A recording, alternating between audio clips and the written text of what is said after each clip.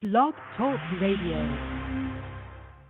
Welcome to Blog Talk Radio. Please hold and you will be able to listen to the show. Reading and feeding right here. Here we're at the 50th. The 50th. It's interesting, the themes. Okay, greetings, the Rastafari Israelites. Greetings, Rastafari Israelites on the Channel 1 and Channel 2, Rastafari Groundation, and also elsewhere, far and near, where this can be heard. So here we've been going through the word from the Shabbat ki-tevah. Shabbat ki-tevah. When you enter in the King of Kings Bible, the Royal Heart, we have Be Gebahim Gizeh, in the time that you enter in. Right? Ki-tevah, Geba, Ba, and Geba. Interesting how the Royal Heart gets the roots. You know, there's a common denominator. Well, right here, picking up with Deuteronomy chapter 26, verse 1 to 29, verse 9. So also, you could say, yes, so also we are in this Shabbat here of comfort, the prophet's reading. It's coming forward right here. So while we kind of, reboot here for the first day service, Sunday service, first day service, going to complete the Torah portion of the reading and feeding. And then we will pick up with the Haftarah, or the prophet's reading. So this right here, right, corresponding to the ki-tevah, right, the ki-tevah. Here we're in another Shabbat of comfort. There are the 7 Sabbaths of comfort, and there are the special readings and feedings. So it's almost like the harvest, the 7 times 7, after first fruits. He says you shall count 7 Sabbaths complete. Now the Sabbath is the 7th day, right? And he says on the morrow that count begins, on the morrow after the 7th Shabbat. So coming forward to the Yom Teruah and the autumnal or fall festival season. Here the ingathering, scripturally referred to as the ingathering, right? The ingathering at the end of the year. We have this special Shabbat, Shabbat Kumi Ori, arise and shine. That's based on Yeshaya, Isaiah chapter 60, focus verses 1 to 22. So this is coming forward, and then as we have the Shabua, we here completing the 7th right here. Let's see if we have this tune right here, the Ori. Let's see, I think Ike Levi Ori, shine Yisrael, shine. Here the Kumi speaking to Israel, speaking to us, I and I. Here he speaks to us in the feminine sense, speaking to the soul of his people, having that compassion even as upon she. So it's interesting even in the Hebrew, and also when we see the different translations, even the ancient, the Ge'ez, and also the Royal Amharic, it reflects that particular sense, speaking to Israel like a bride, like a daughter, right? To rise and shine, Kumi Uri. So here for this, you say 6 Sabbaths of comfort here, corresponding with ki-tevah. When you enter into the land, in the metaphysical sense, when you enter into that consciousness. So here, Iki Levi with Uri, Kumi Uri, shine.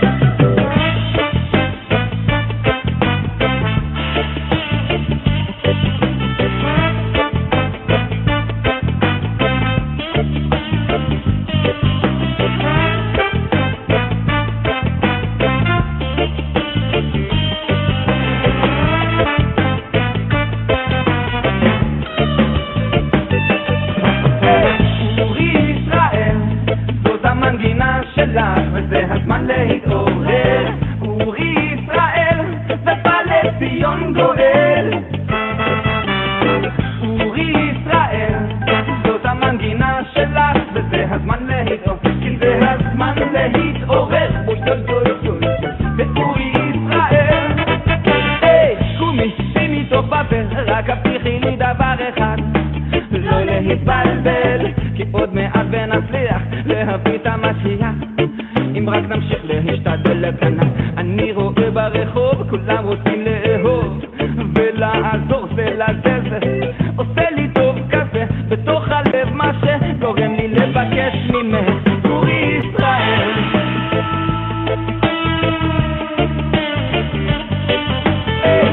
אורי ישראל זה בא לציון גואל. אורי ישראל זאת המנגינה שלך וזה הזמן להתעורר, כי זה הזמן להתעורר. אוי ג'וי ג'וי ג'וי אורי ישראל, כן, ואבא תמיד אמר לי תחפש את התשובות בתוך השאלות עצמן, וכמה שזה עוזר לי לגלות את האמת פה בעולם. תרים את הראש ותמיד תדרוש שלום מסביבך ותבין זה לא סתם נולדנו ולא סתם אנחנו כאן ולא סתם הלכנו במדבר 40 שנה, לא סתם נלחמנו להיות עם עם מדינה לקרוא לה ישראלה, והנה זה קורה לה. לא סתם נולדנו ולא סתם אנחנו כאן ולא סתם הלכנו במדבר 40 שנה, לא סתם נלחמנו להיות עם עם מדינה לקרוא לה ישראלה, והנה זה קורה לה.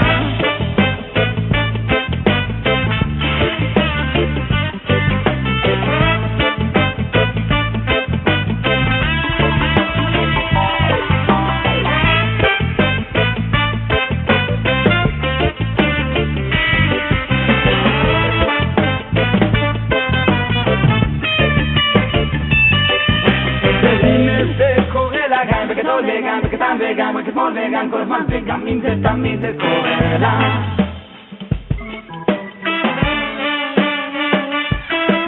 והנה זה קורה לה גם בגדול וגם בקטן וגם רק אתמול וגם כל הזמן וגם אם זה תמיד זה קורה לה.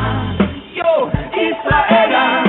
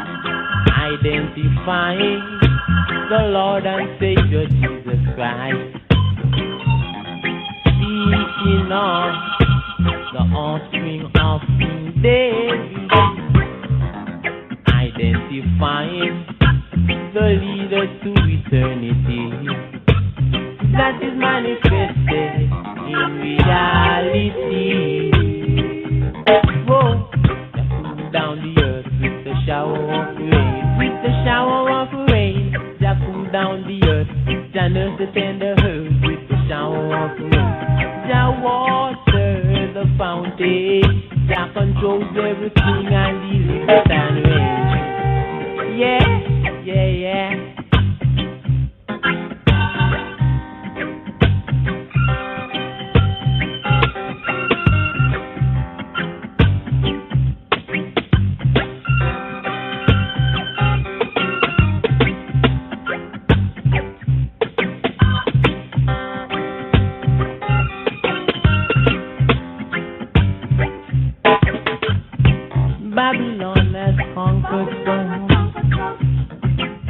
He has offered unconquered people. Unconquered people. Confession must meet in your possession. The vibe is spreading, so universal. The vibe is spreading, so universal. Unconquered people, thou ought to be natural. Jah cool down the earth with a shower of rain, with a shower of rain. Jah cool down the earth, Jah nurse the tender herb with a shower of rain. Jah water the fountain, Jah controls everything and the wind and rain. Jah ease the pressure, Jah cool down the temperature. Jah leave it continually, Jah leave it and rain. Jah rain, Jah rain, Jah rain, Jah rain. Rastafari, yeah, oh yeah, oh yeah, yeah, yeah.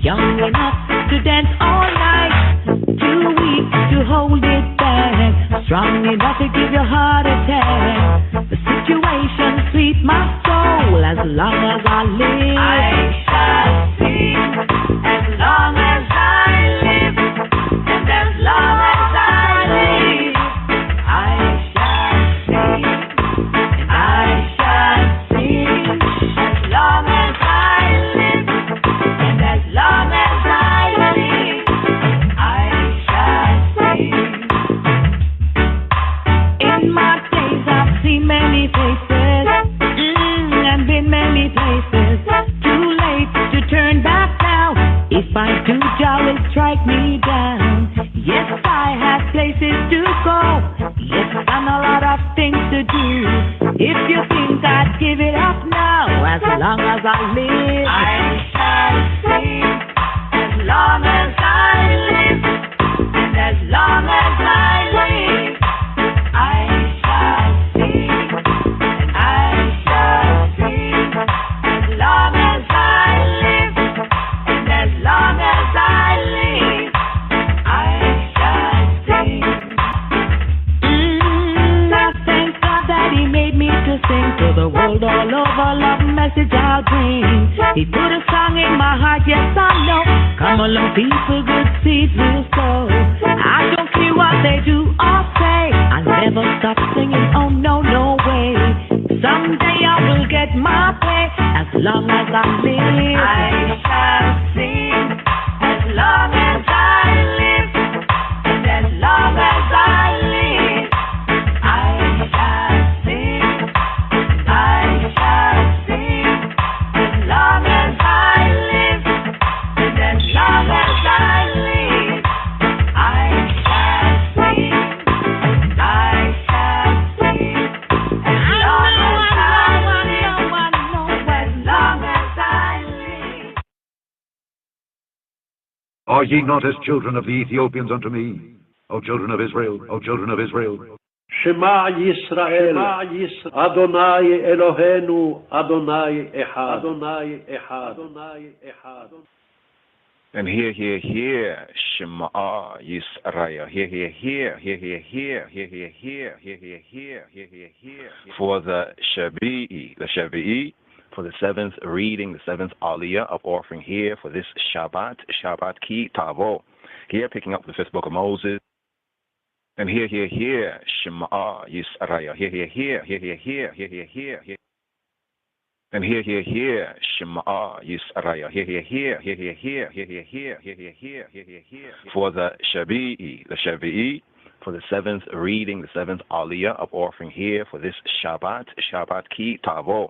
Here, picking up the fifth book of Moses, of Moshe, the Hebrew book that's called in English Deuteronomy. Now, here, a note for the Chaverim in the Masoretic, in the Chumash, chapter 28 has 69 verses, and the first verse of chapter 29 is the 69th verse of chapter 28, the verse that reads, "These are the words of the covenant which Jehovah commanded Moshe to make with the Bnei Yisrael, the children, the sons of Israel, in the land of Moab, beside the covenant which he made with them in Horeb." That right there is the 69th verse in KJV. It's the first verse underneath the superscription, the Palestinian covenant. First item, introductory words. But here, for the Shabi'i, the seventh aliyah, the seventh reading, the seventh offering up for this Shabbat ki-tavah, we pick up with the second verse for the first words here for this Shabi'i, this seventh aliyah.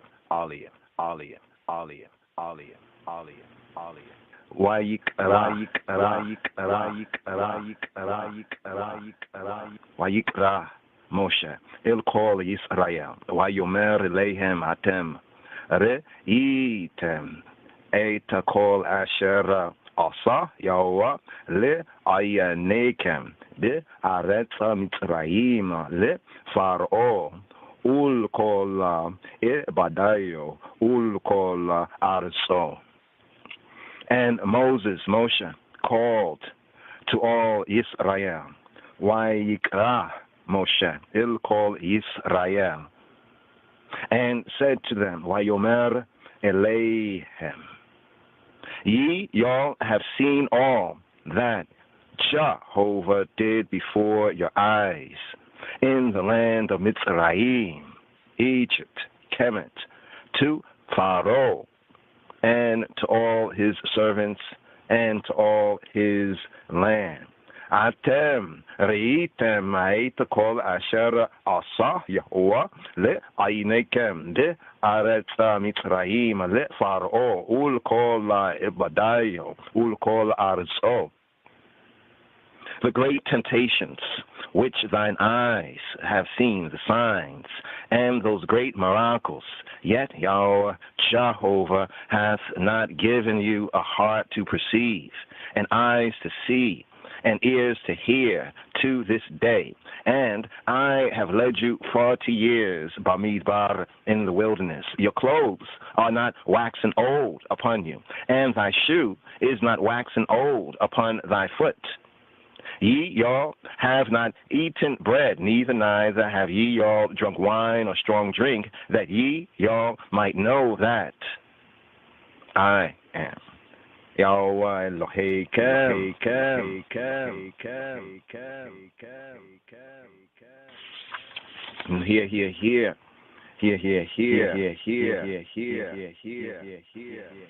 Here for the Maftir, verse 7. Here at verse 7 for the Maftir reading. Wa ta'bou il ha-makom hazeh. Wa yetz'eya Sihon meleka Cheshbon. Wi Og meleka ha-Bashan. Likaratenu la milchama wa nakem. And when ye, y'all, came to this place, Wa Tavo il Hamakom, Sion, the king of Heshbon, Sihon, Melech, Heshbon, and Og, the king of Bashan, with Og, Melech, Ha-Bashan, came out against us, against I and I, to battle, and we smote them. Likaratenu la milchama wayanakim. And we took their land and gave it for an inheritance to the Reubenites and to the Gadites and to the half-tribe of Manasseh. Keep therefore the words of this covenant and do them, that y'all may prosper in all that y'all do. Thus, right here, fulfillment of the aliyot, of the up offering, the readings here for this Shabbat from the Torah for this Shabbat, ki-tavot. Glory be to the word, glory be to the sound, glory be to the power. Glory be to I Father, I King. Glory be to the first power of the Trinity, Beshem, Yeshua HaMoshiach. Amen.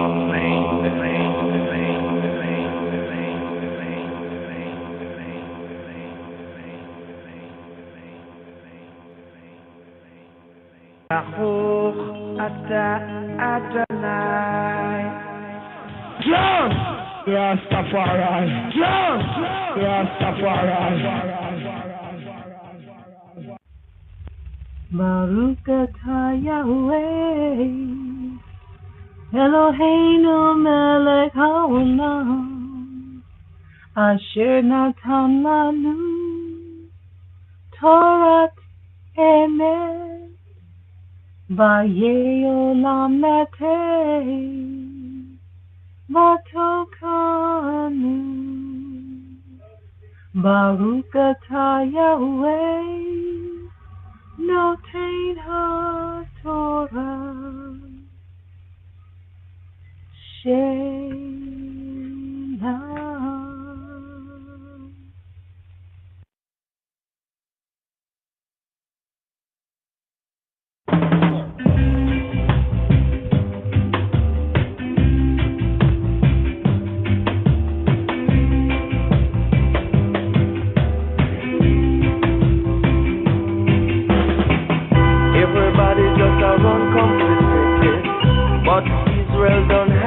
already. Man, a time to see you get ready, cause everybody don't know Jaja already. Africa, we're coming to take it. Here I come.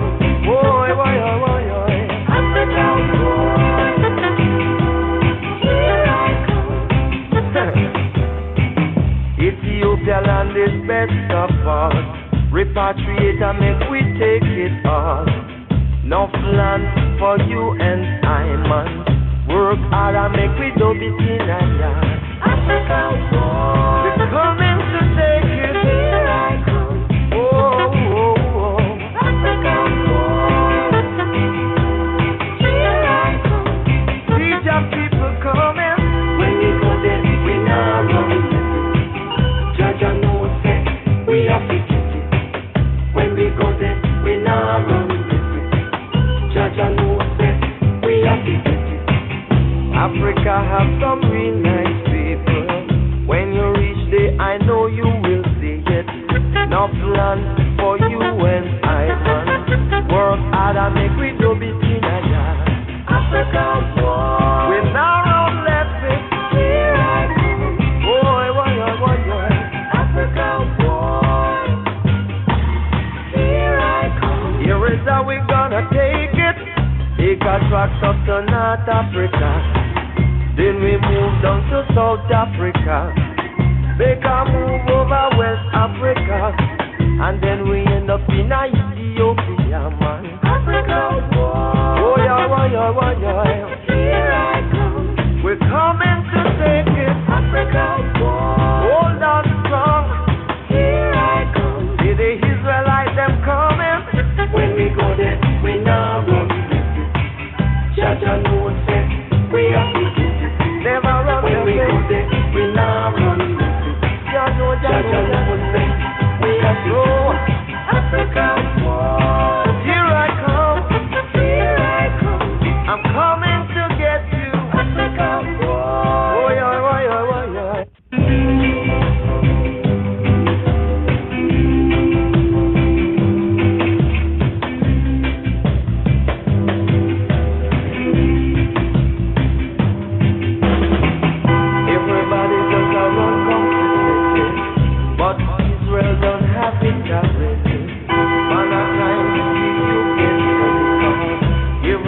Don't know Jaja already. Africa, coming to take it. Here I come.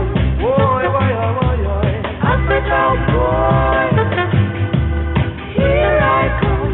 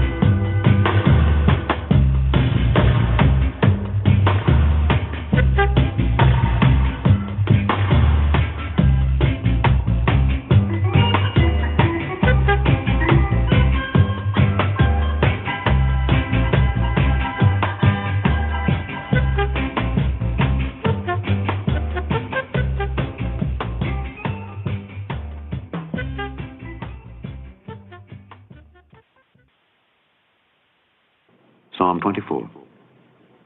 The earth is the Lord's, and the fullness thereof, the world and they that dwell therein. For he hath founded it upon the seas, and established it upon the floods.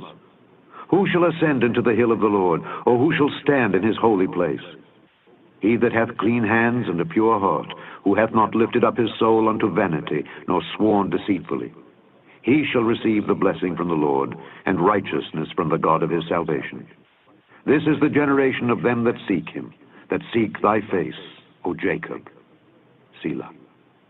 Lift up your heads, O ye gates, and be ye lift up, ye everlasting doors, and the King of glory shall come in.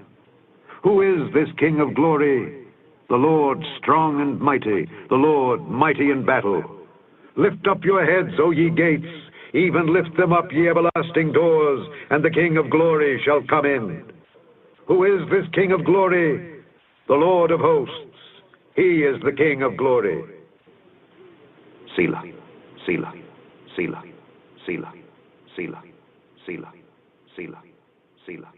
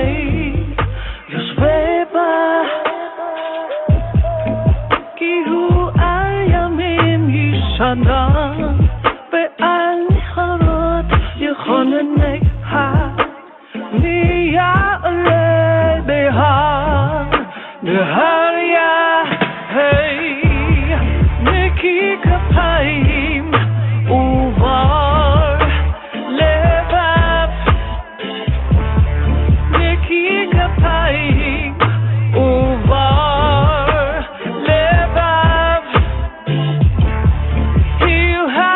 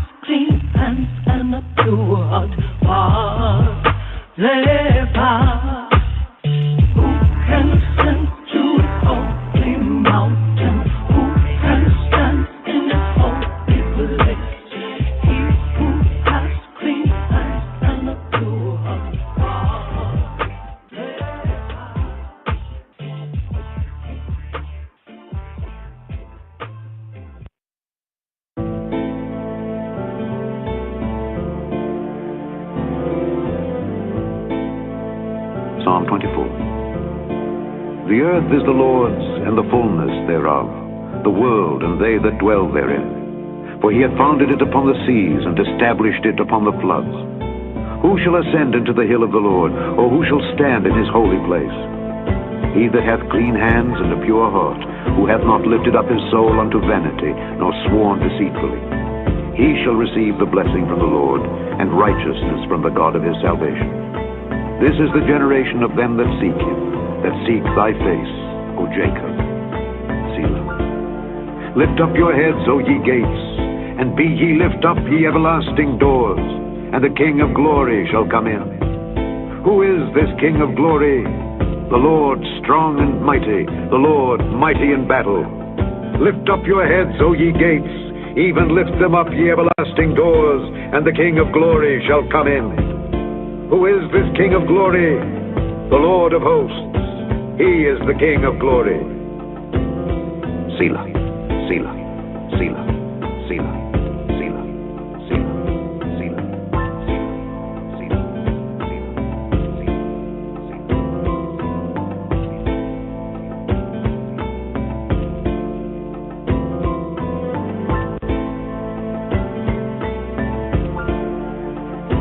מזמור כ"ד לדוד מזמור. לאדוני הארץ ומלואה, תבל ויושבבה. כי הוא על ימים יסדה, ועל נהרות יכונניה. מי יעלה בהר אדוני, ומי יקום במקום קודשו? נקי כפיים ובר לבב, אשר לא נשא לשווא נפשי, ולא נשבע למרמה. יישא ברכה מאת אדוני, וצדקה מאלוהי ישעו. זה דור דורשיו, מבקשי פניך יעקב סלע. שאו שערים ראשיכם, והינשאו פתחי עולם, ויבוא מלך הכבוד. מי זה מלך הכבוד? אדוני עזוז וגיבור, אדוני גיבור מלחמה. שאו שערים ראשיכם, ושאו פתחי עולם, ויבוא מלך הכבוד. מי הוא זה מלך הכבוד? אדוני צבאות, הוא מלך הכבוד סלע. לדוד מזמור, לאדוני הארץ ומלואה, תבל ויושבבה, כי הוא על ימים יסדה, ועל נהרות יכונניה. מי יעלה בהר אדוני, מי יקום במקום קודשו? נקי כפיים ובר לבב, אשר לא נשא לשווא נפשי, ולא נשבע למרמה. יישא ברכה מאת אדוני, וצדקה אלוהי ישעו. זה דור דורשיו, מבקשי פניך יעקב סלע. זהו שערים ראשיכם, ינשאו פתחי עולם, ויבוא מלך הכבוד.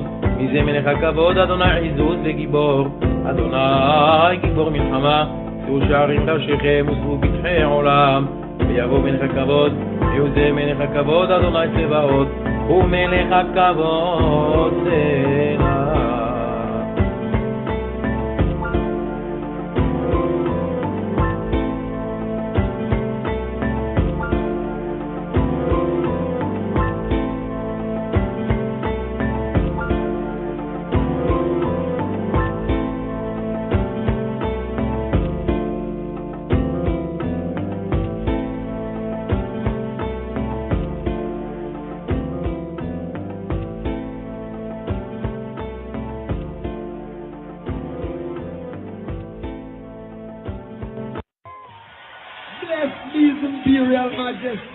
Emperor Haile Selassie, Jah Rastafari, who liveth and reigneth with I and I continually, ever faithful, ever sure. Jah Rastafari, with no apology. And this is the Rastaman vibration.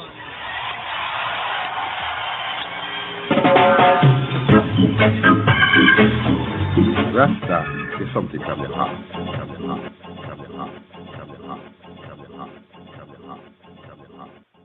Baruch Atah Adonai Elohim. אלוהינו, מלך העולם. שבוע טוב. יצחקו יום יבוא, אלה שצוחקים עכשיו יבכו, אלה שבוכים עכשיו הם עוד יצחקו. ברוך השם, יש לנו את האחרות לבחור, ממשיך קדימה לא נשאר מאחור. הכוח הוא בהתמדה, כן, ורק בסוף הדרך סופרים את הקופה. יש כבוד, יש מזמור כ"ד, לדוד מזמור. לאדוני הארץ ומלואה, תבל ויושביה, כי הוא על ימין יסדה, ועל נהרות יכונניה. מי יעלה בהר אדוני, ומי יקום במקום קודשו? נקי כפיים ובר לבב, אשר לא נשא לשכר נפשי, ולא נשבע למרמה. יישא ברכה מאת אדוני, וצדקה מאלוהי ישעו. זה דור דורשיו, מבקשי פניך יעקב סלע. שאו שערים ראשיכם, והינשאו פתחי עולם, ויבוא מלך הכבוד. מי זה מלך הכבוד? אדוני עזוז וגיבור, אדוני גיבור מלחמה. שאו שערים ראשיכם, ושאו פתחי עולם, ויבוא מלך הכבוד. מי הוא זה מלך הכבוד? אדוני צבאות, הוא מלך הכבוד. סלע, סלע, סלע, סלע, סלע, סלע, סלע, סלע. מה הם יעשו? תגיד לי מה הם יעשו? מה הם יעשו כשיקלטו שישאו? מה הם יעשו? תגיד לי מה הם יעשו? כבוד עלק, תקשיב. יש כבוד, יש לאנשים שהאמינו. יש כבוד, יש לאלה שהאמינו. יש כבוד, יש לאריות ונמרים. אין כבוד, אין לנחשים לצרועים. יש כבוד, יש בינינו לאלוהינו. יש כבוד, יש אנחנו לא לבדנו. יש כבוד, יש לסבלנות של שנים. אין כבוד, אין לנרקומנים לשקלים. כבוד לאלה שאיתנו כבר שנים, ואלה שעברו את הזמנים הקשים, אלה שלא רואים רק את הזרקורים, אלה חברים אחים, אלה הגברים, אלה שהבדילו בין עיקר לטפל, זה שמברך אותך מול זה שמקלל, אלה שהבדילו בין חרוץ לעצל, אלה שעבדו בשמש לא חיכו בצל, אלה שהיו אחד בפה אחד בלב, אלה שהבינו מי נותן ומי חולב, אלה שהבינו בין חבר לאויב, הם שאהבו אותי אותם אני אוהב, כי יש כבוד, יש לאנשים שהאמינו. יש כבוד, יש ואלה שהבינו. יש כבוד, יש לאריות ונמרים. אין כבוד, אין לנחשים לצרועים. יש כבוד, יש בינינו לאלוהינו. יש כבוד, יש אנחנו לא לבדנו. יש כבוד, יש לסבלנות של שנים. אין כבוד, אין לנרקומנים לשקלים. מציע לכל אלה שראו והאמינו, אלה שרצו לשמוע, אלה שהפנימו, אלה שאכלו את ההצלחה ולא השמינו, רק אתכם רצינו ואיתכם בנינו, אלה שחיכו נקי ולא רצו למעוך, אלה שהלכו ליד ולא חיפשו לדרוך, אלה שתמיד ידעת יש על מי לתמוך, גם כשהיה קשה עזרתם לי למשוך, אלה שהייתי כשעוד נראיתי מוזר, אלה שהביטו קצת קדימה למחר, אלה נשארו כשכל הרעש נגמר, מי שלא נשבר עומד מול זה שנמכר, כי יש כבוד, יש לאנשים שהאמינו. יש כבוד, יש ואלה שהאמינו. יש כבוד, יש לאריות ונמרים. אין כבוד, אין לנחשים לצרועים. יש כבוד, יש בינינו לאלוהינו. יש כבוד, יש אנחנו לא לבדנו. יש כבוד, יש לסבלנות של שנים. אין כבוד, אין לנרקומנים לשקלים. יום יבוא, אלה שצוחקים עכשיו יבכו, אלה שבוכים עכשיו הם עוד יצחקו. יום יבוא, אלה שצוחקים עכשיו יבכו, אלה שבוכים עכשיו הם עוד יצחקו. ברוך השם, יש לנו את האחרות לבחור, ממשיך קדימה לא נשאר מאחור. הכוח הוא בהתמדה, כן, ורק בסוף הדרך סופרים את הקופה. יש כבוד, יש יש כבוד, יש יש כבוד, יש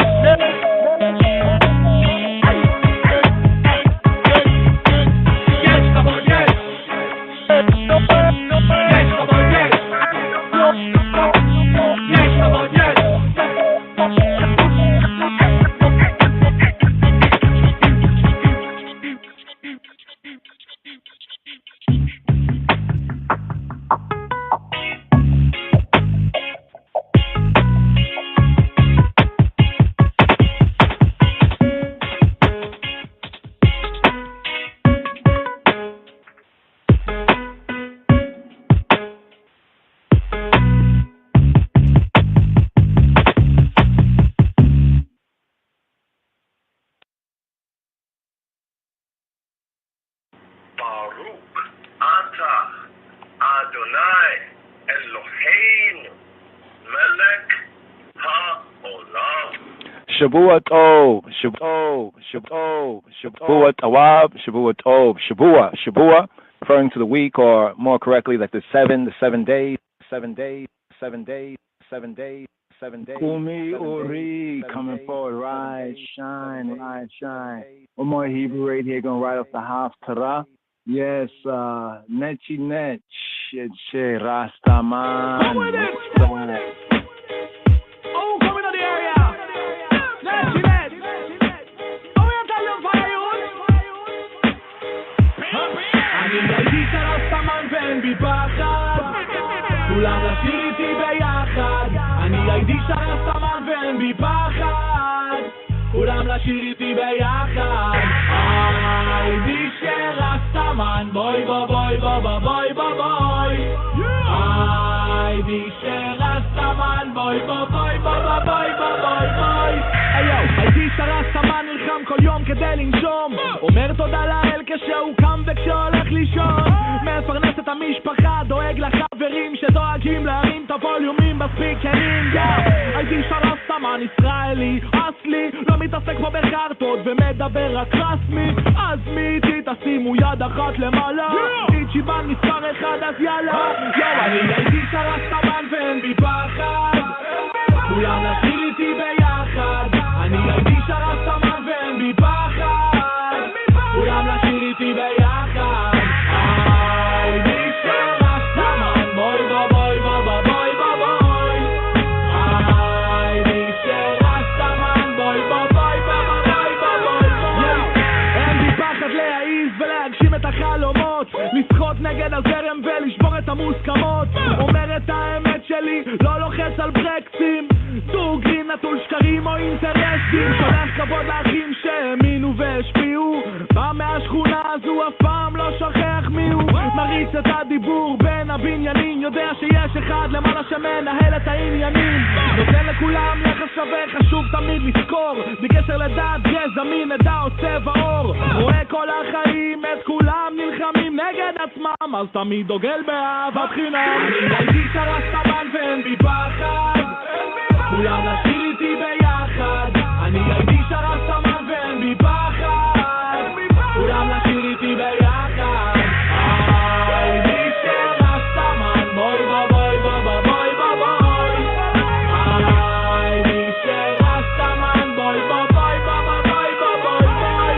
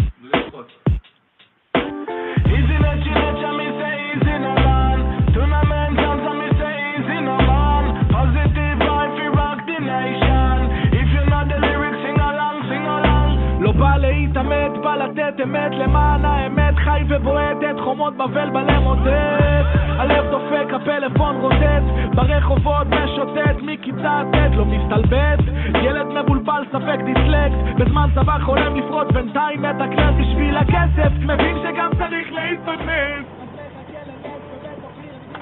יו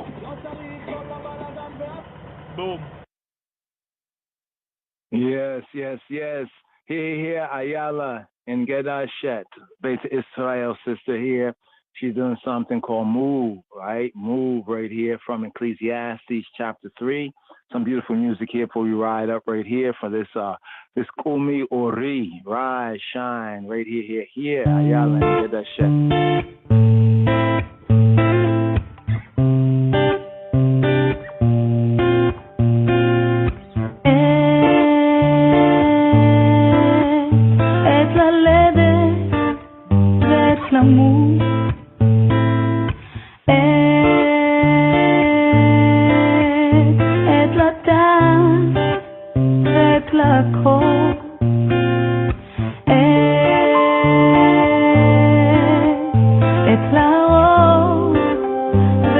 לבוא,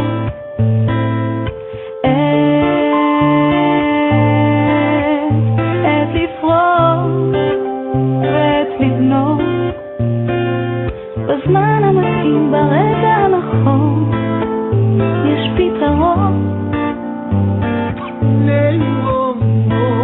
בזמן המתאים ברגע הנכון יש פתרון.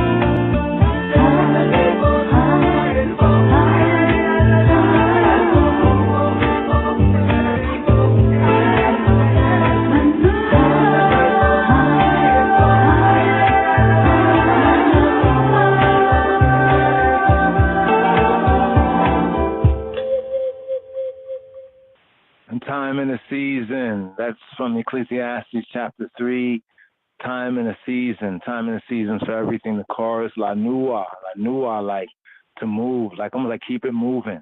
You know what I mean? There's a time and a season, and this time here, and this season here. So let's stay tuned for the Haftarah coming forward here. Stay tuned for the Haftarah and the Brita Hadasha Aliyot. Queen Makeda right here some Hebrew with some English as well, and this tune I Am Shem on the discipline and rhythm. Yeah.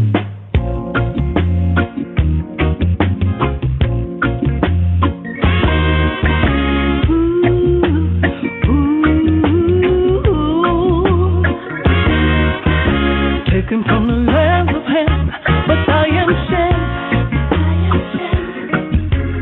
Stolen from the halls of Africa, I am Israel. Taken from the lands of Ham, but I am Shem. Stolen from the halls of Africa, I am Israel. Abraham had a nice vision of future posterity, but stubborn disobedience and suffered the curse of captivity. 400 years twice over was the prophecy. Kidnapped from Africa, sold as a slave, but my home is in the east. Taken from the lands of Ham, but I am Shem. Stolen from the halls of Africa, I am Israel. Taken from the lands of Ham, but I am Shem. Stolen from the halls of Africa, I am Israel.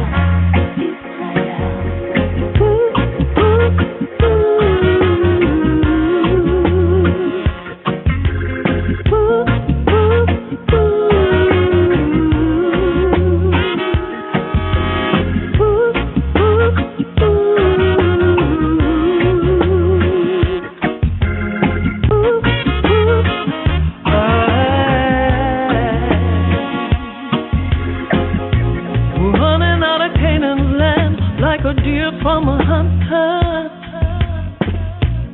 into the African bush, told by my Ismailite and Hamitic brother. Jerusalem fell under siege from the perils of war. I was forced to flee, sought refuge on African shores. If I forget the old Jerusalem, let my right hand forget its cunning. If I forget the old Jerusalem, let my tongue cling to the roof of my mouth. If I forsake thee, O Mount Zion, woe be unto my soul. If I forget Jerusalem, chief of my joy.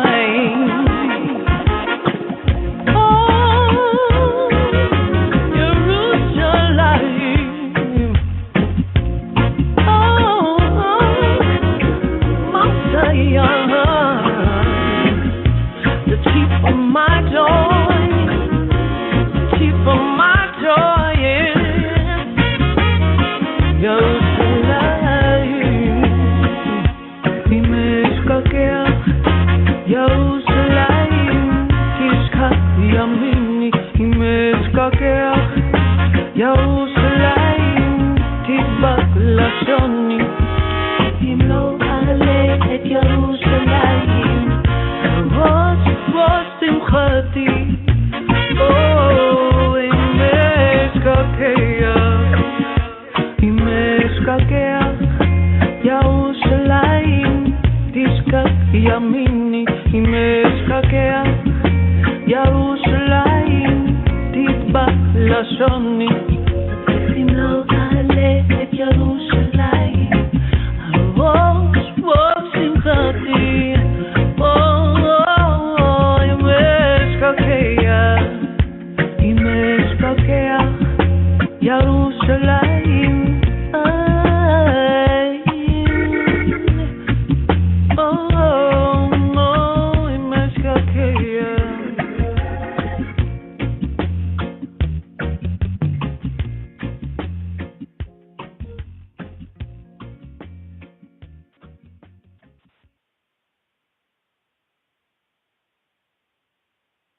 like shalom, my brother, shalom, my sister, shalom, shalom. I give you love, I give you peace, shalom, shalom, shalom, my brother, shalom, my sister, shalom, shalom. I give you love, I give you peace, shalom, shalom. That's minor. Stay tuned for the Haftarah and the Brit Hadash Aliyot. Aliyot, Aliyot, Aliyot, Aliyot, Aliyot, Aliyot. Baruch atah Adonai Eloheinu melech haolam asher bachar b'nebiim tobim v'ratzah b'debreihem hane'amarim ba'emet. Baruch atah Adonai habocher b'torah u'Moshe abdo u'be'Israel ammo u'b'nebiei ha'emet wa'tzedek. Blessed art thou, Adonai Eloheinu, eternal King, who has chosen good prophets and was pleased with their words that were uttered with truth. Blessed art thou, Adonai, who chooses the Torah and Moses, his servant, and Israel, his people, and the prophets of truth and righteousness. Hear, O Israel. Hear, O Israel. Shema Yisrael, Adonai Eloheinu, Adonai Echad. Book of Isaiah, chapter 60, verses 1 to verse 22. Besama'ab wabalet mafasakadu sahadu amla. Arise, shine, for thy light is come, and the glory of Yahweh Buruku is risen upon thee. For behold, the darkness shall cover the earth, and gross darkness the people. But Yahweh Buruku shall arise upon thee, and his glory shall be seen upon thee. And the Gentiles shall come to thy light, and kings to the brightness of thy rising. Lift up thine eyes round about, and see all they gather themselves together. They come to thee. Thy sons shall come from afar, and thy daughters shall be nursed at thy side. Then thou shalt see and flow together, and thine heart shall fear and be enlarged, because the abundance of the sea shall be converted to thee. The forces of the Gentiles shall come to thee. The multitude of camels shall cover thee. The dromedaries of Midian and Ephah, all they from Sheba shall come. They shall bring gold and incense, and they shall show forth the praises of Yahweh Buruku. All the flocks of Kedar shall be gathered together to thee. All the rams of Nebaioth shall minister to thee. They shall come up with acceptance on mine altar, and I will glorify the house of my glory. Who are these that fly as a cloud and as the doves to their windows? Surely the owls shall wait for me, and the ships of Tarshish first, to bring thy sons from far, their silver and their gold with them, in the name of Yahweh thy Elohim Buruku, and the Holy One of Israel, the Kedusan Israel, because he hath glorified thee. And the sons of strangers shall build up thy walls, and their kings shall minister to thee. For in my wrath I smote thee, but in my favor have I had mercy on thee. Therefore thy gates shall be open continually. They shall not be shut day nor night, that men may bring to thee the forces of the Gentiles, and that their kings may be brought. For the nation and kingdom that will not serve thee shall perish. Yea, those nations shall be utterly wasted. The glory of Lebanon shall come to thee, the fir tree, the pine tree, and the box together, to beautify the place of my sanctuary, and I will make the place of my feet glorious.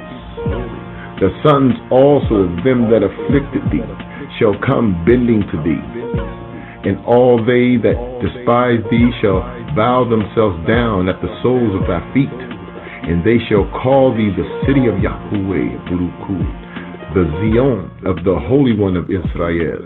Whereas thou hast been forsaken and hated, so that no man went through thee, I will make thee an eternal excellency, a joy of many generations. Thou shalt also suck the milk of the Gentiles, and shalt suck the breast of kings, and thou shalt know that I, Yahweh Buruku, am thy Savior, and thy Redeemer, the Mighty One of Jacob.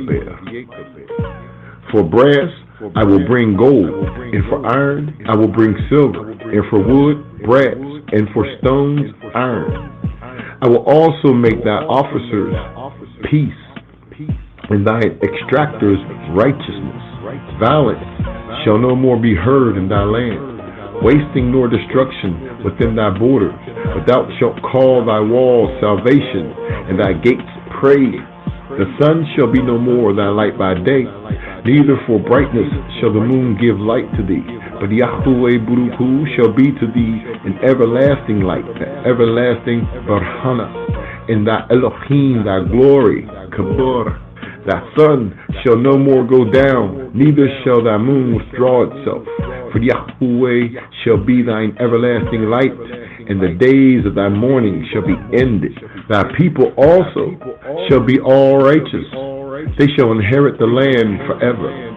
The branch of my planting, the work of my hand, that I may be glorified. A little one shall become 1,000, and a small one a strong nation. I, Yahweh Buruku, will hasten it in his time. Amen.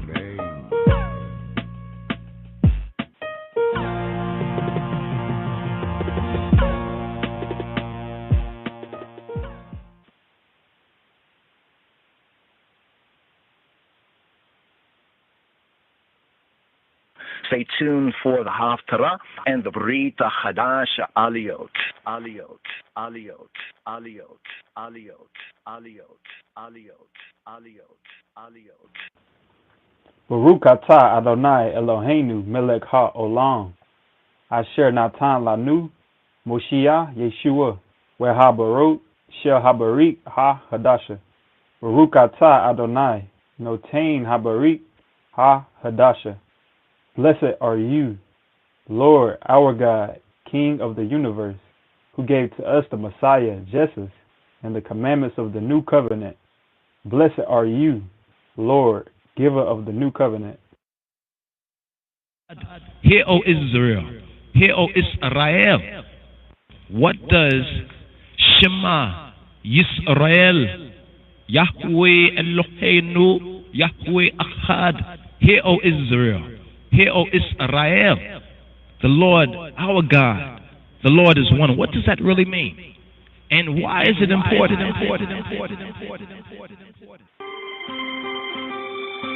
Shema Yisrael, Adonai Eloheinu, Adonai Echad.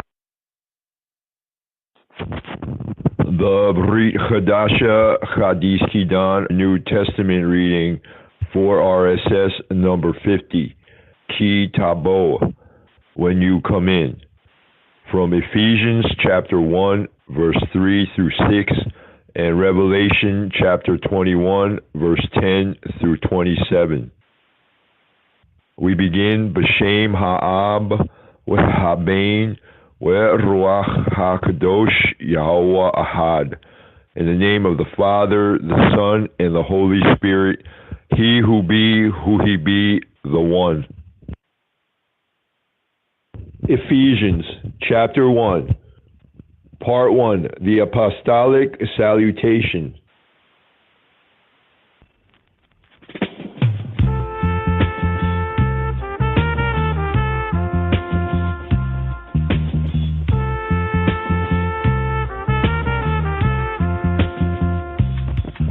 Verse 3, Gimel, verse 4, Dalet, verse 5, Hey, verse 6, Wow.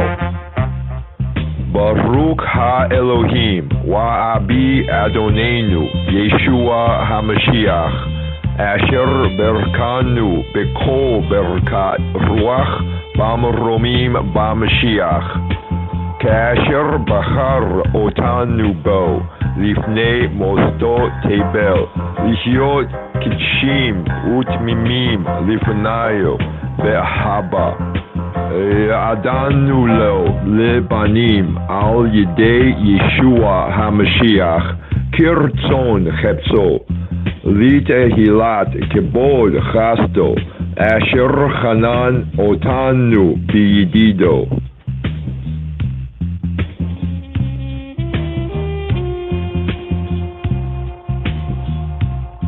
Paul, an apostle of Yeshua HaMashiach, an apostle of Jesus Christ, by the will of Ha-Elohim, by the will of God, to the saints that are at Ephesus, and to the faithful in HaMashiach Yeshua, to the faithful in Christ Jesus.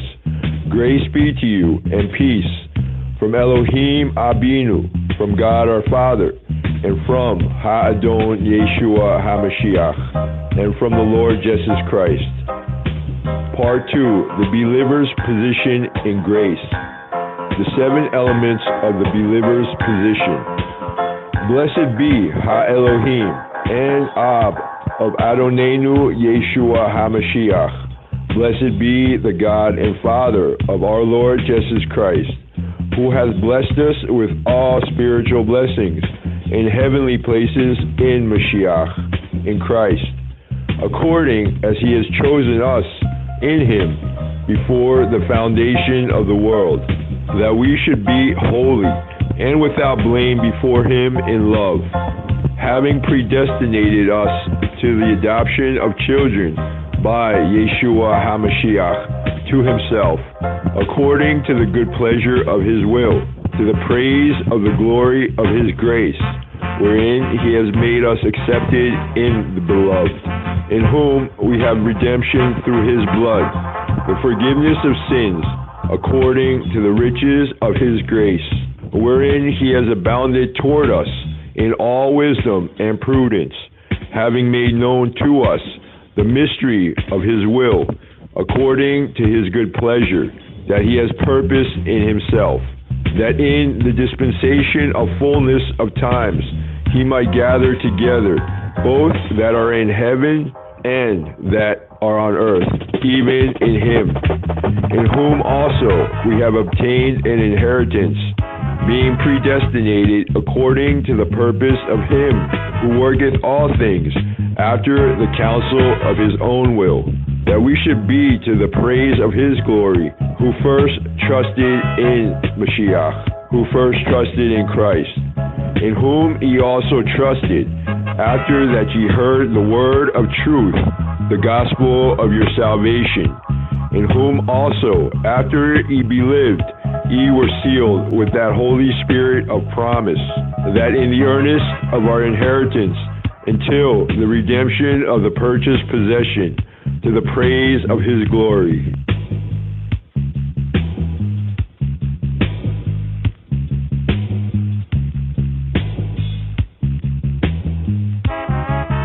Revelation 21.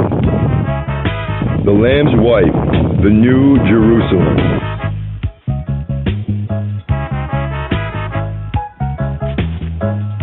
Verse 9, Tate.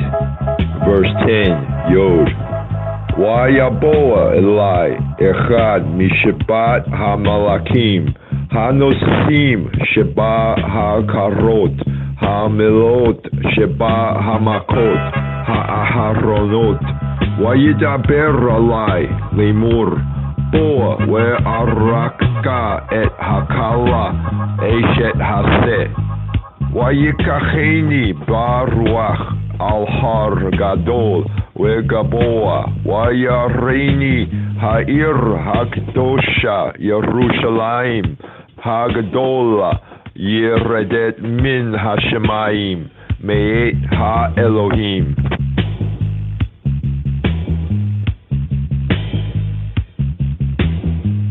And there came to me one of the 7 angels that had the 7 vials full of the 7 last plagues, and talked with me, saying, Come hither, I will shew thee the bride, the Lamb's wife.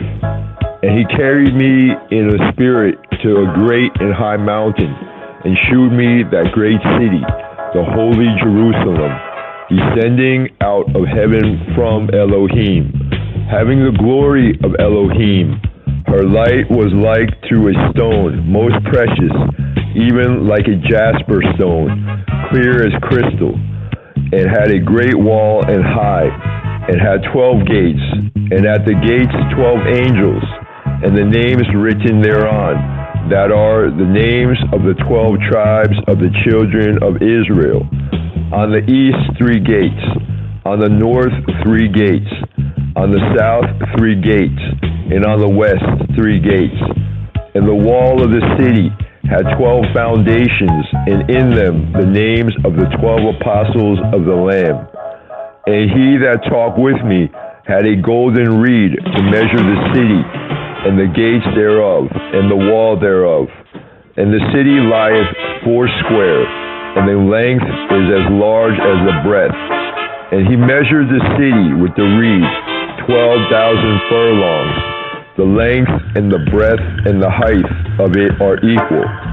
And he measured the wall thereof 144 cubits, according to the measure of a man, that is, of the angel. And the building of the wall, it was of jasper, and the city was of pure gold, like to clear glass. And the foundations of the wall of the city were garnished with all manner of precious stones.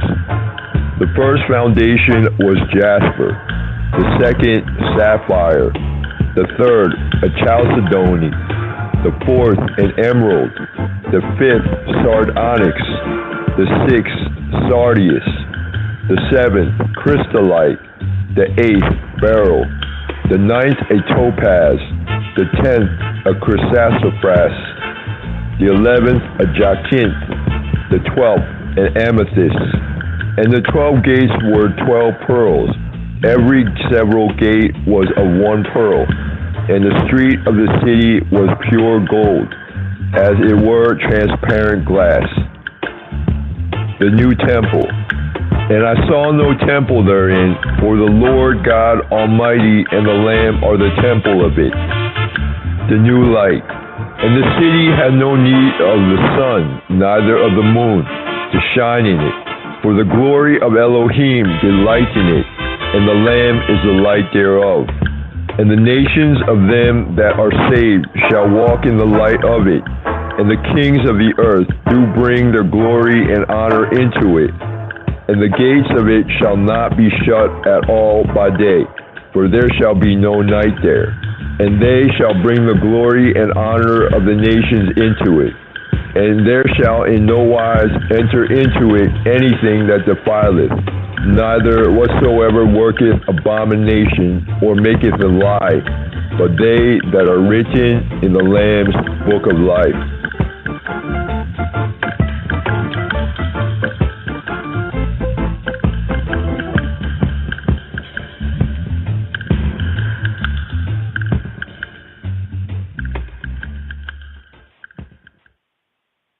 Kabor lakalu, kabor ladimtu, kabor lachailu, kabor lakedamawi, chaile selassie, Jesus Christos sim.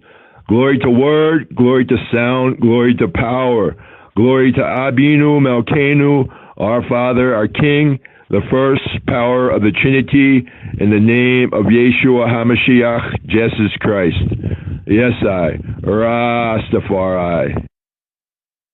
Kriya Tova, Achi.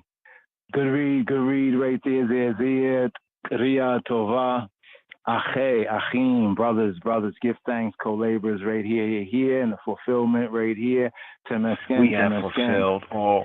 Praise be to Mesken, Xavi, Yemesken, Jesus Christos, Jesus Christos, Jesus Christos,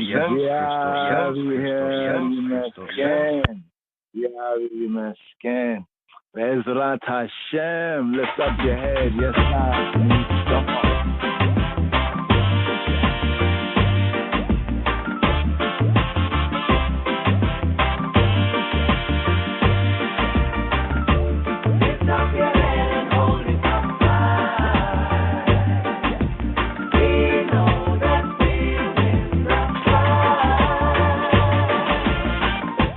Time getting order.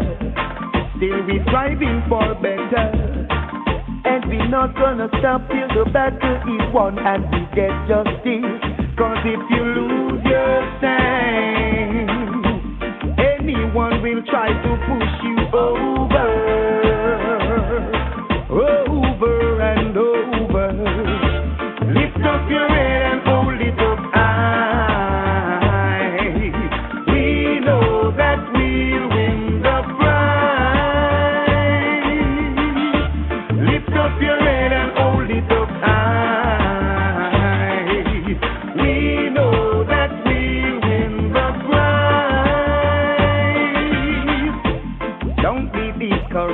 Bible people and they worry. They endure for a night, but joy cometh in the morning. And if you lose your soul, there's nothing to gain. It will be over.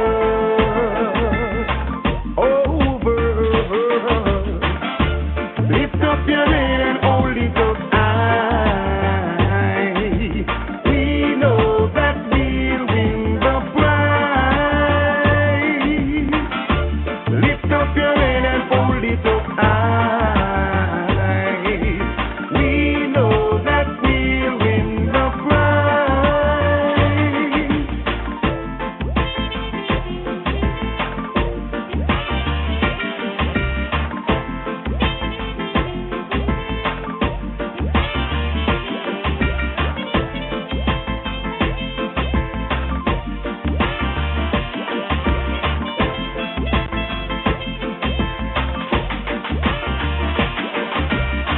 Now go bow cause the color of my skin. Now go cheat because me want to win. Now see the crown and still no know the king. Now see blessing and no know blessing. Cause if you lose your stand, there comes someone to push you over and over. Lift up your head and hold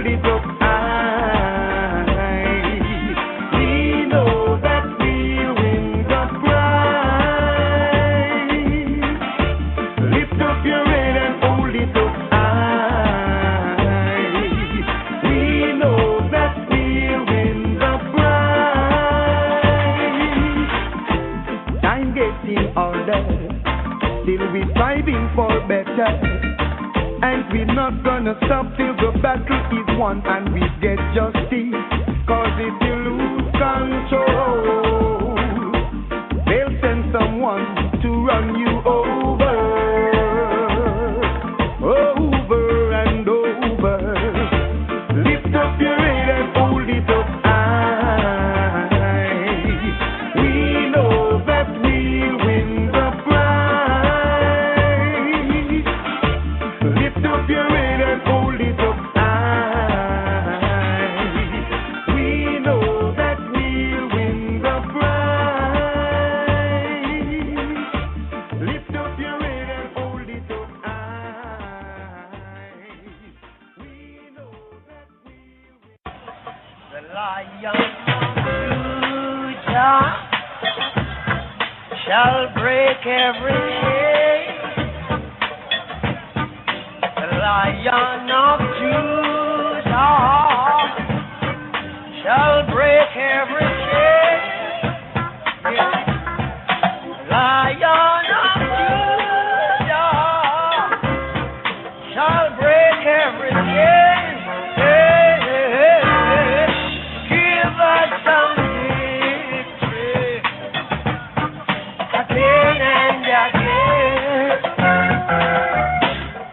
The conquering lion shall break every chain.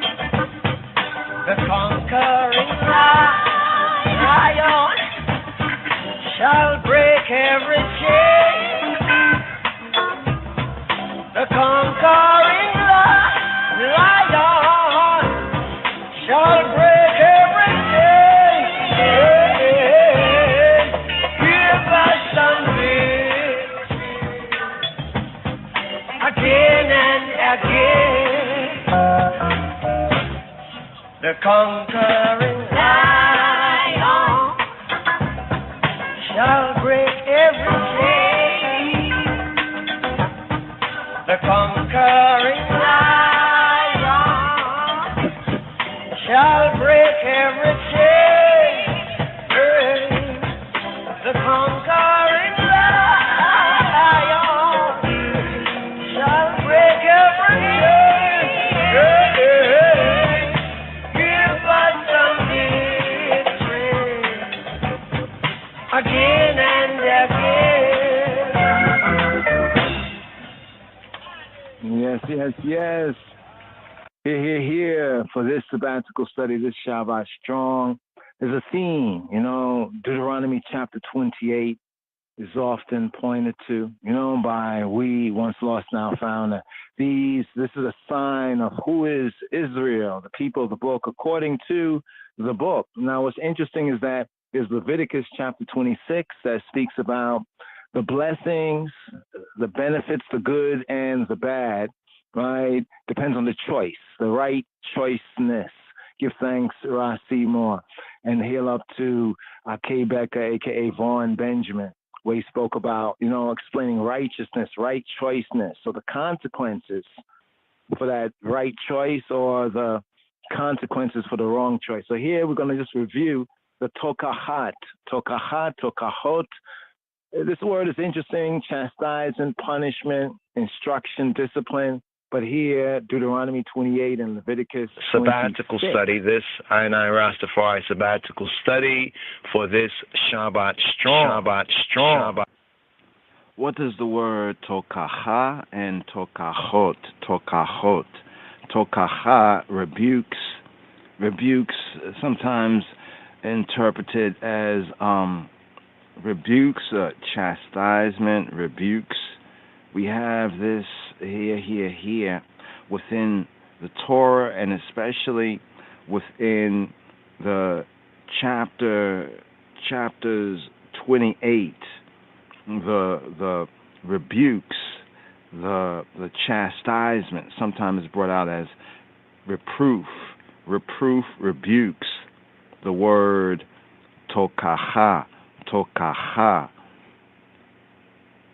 a confrontation over chatiyat, over sin, over akri, over lack, forfeiture.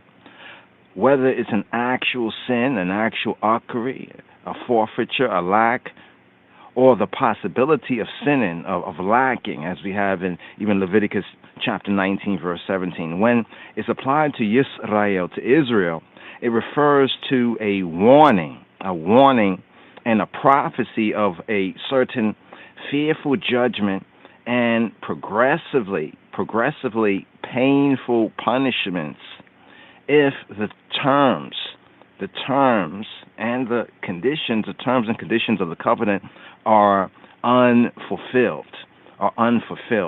And this is an important theme, even though we have within many of the Psalms, rebuke I not, right? Rebuke I not, as we have even within Psalm Mizmor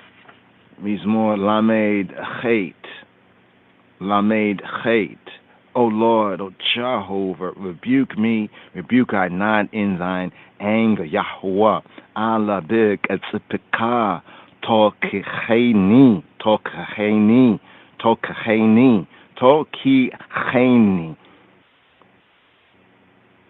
Rebuke I not. Rebuke I not. It actually brings out the sense in the Hebrew, not in anger, not in al big etzipika, not in etzipika, not in the eyes wrath, not in the eyes anger. To ki cheni, in other words, rebuke I, but not in thine anger.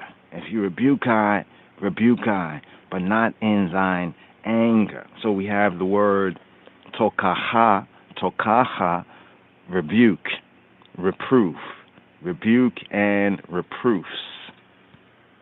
Recall that Moshe had gave further instructions regarding how to proclaim, how, in what way do we proclaim, in what way they were to proclaim the baraka, right, the blessings, and the kalala, the curses, or the aror. Now the aror, what's the difference between the word aror and the kalal, right, the kalal? We have these two words. So just zooming in right here within the scriptures, especially within the Barim and in Deuteronomy, as we come to the fulfillment of the repetition of the law. So Moshe gave further instruction regarding how to proclaim the blessings and the curses of Habrit, of the covenant in the promised land.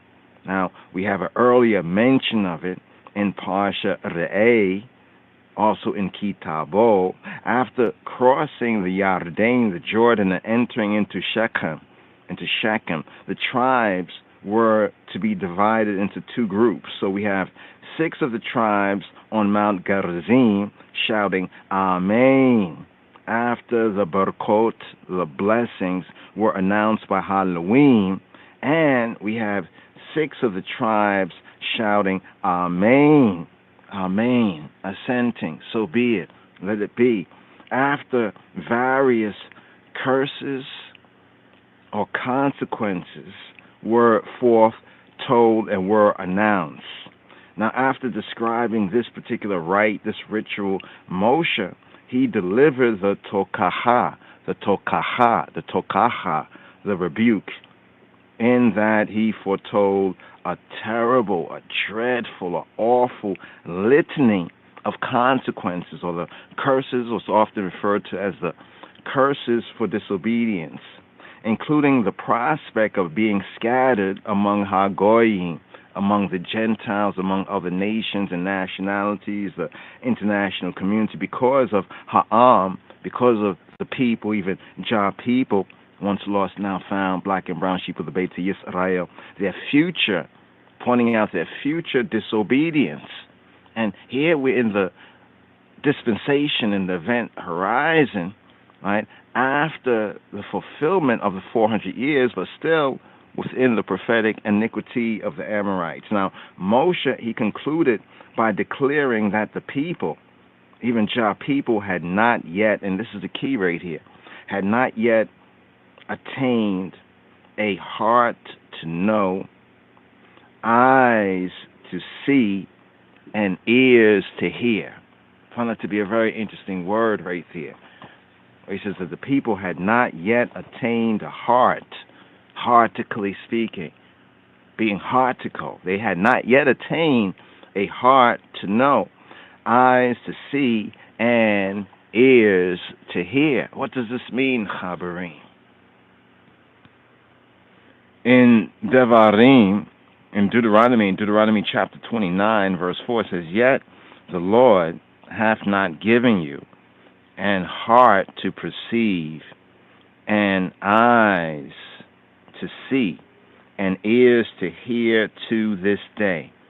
Now, after all that is said, this here, we have this here, which is said, and Jehovah hath not given you a heart to perceive. Heart, so the heart perceives, and the eyes to see, seeing, and ears to hear to this day. V'lo natani Yahweh lakem leib lada'at le'ayinayim lirot ve'azanayim lishma'a ad hayom hazeh. Now, it's interesting here because this particular word that we have in Deuteronomy chapter 29, verse 4, "Yet the Lord, yet Jehovah hath not given you a heart to perceive, and eyes to see, and ears to hear to this day." We find it in the Brit Chadasha. We find it being quoted in the New Testament, in the Hadith Kidan. You find this quote right here, even in Romans chapter 11. In Romans chapter 11, verse 8, it reads, "According as it is written, God hath given them the spirit of slumber, eyes that they should not see, and ears that they should not hear to this day." Now, of course, there is slightly different, but the essence of the verse says that they don't have the heart to perceive. Now, what's interesting, it says, teach us, right? Teach us to number our days, that we may apply our hearts to Chokmah.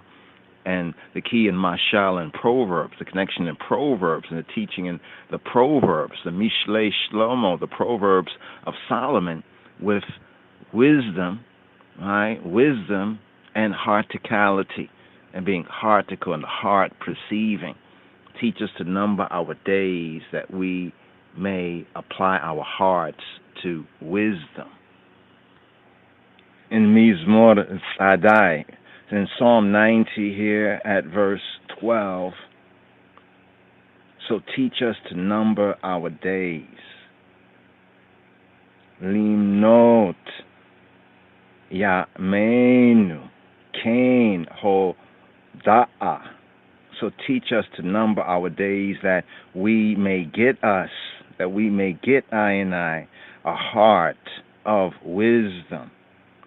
With Navi Levav Chakma, teaching us to number our days, that we may apply heart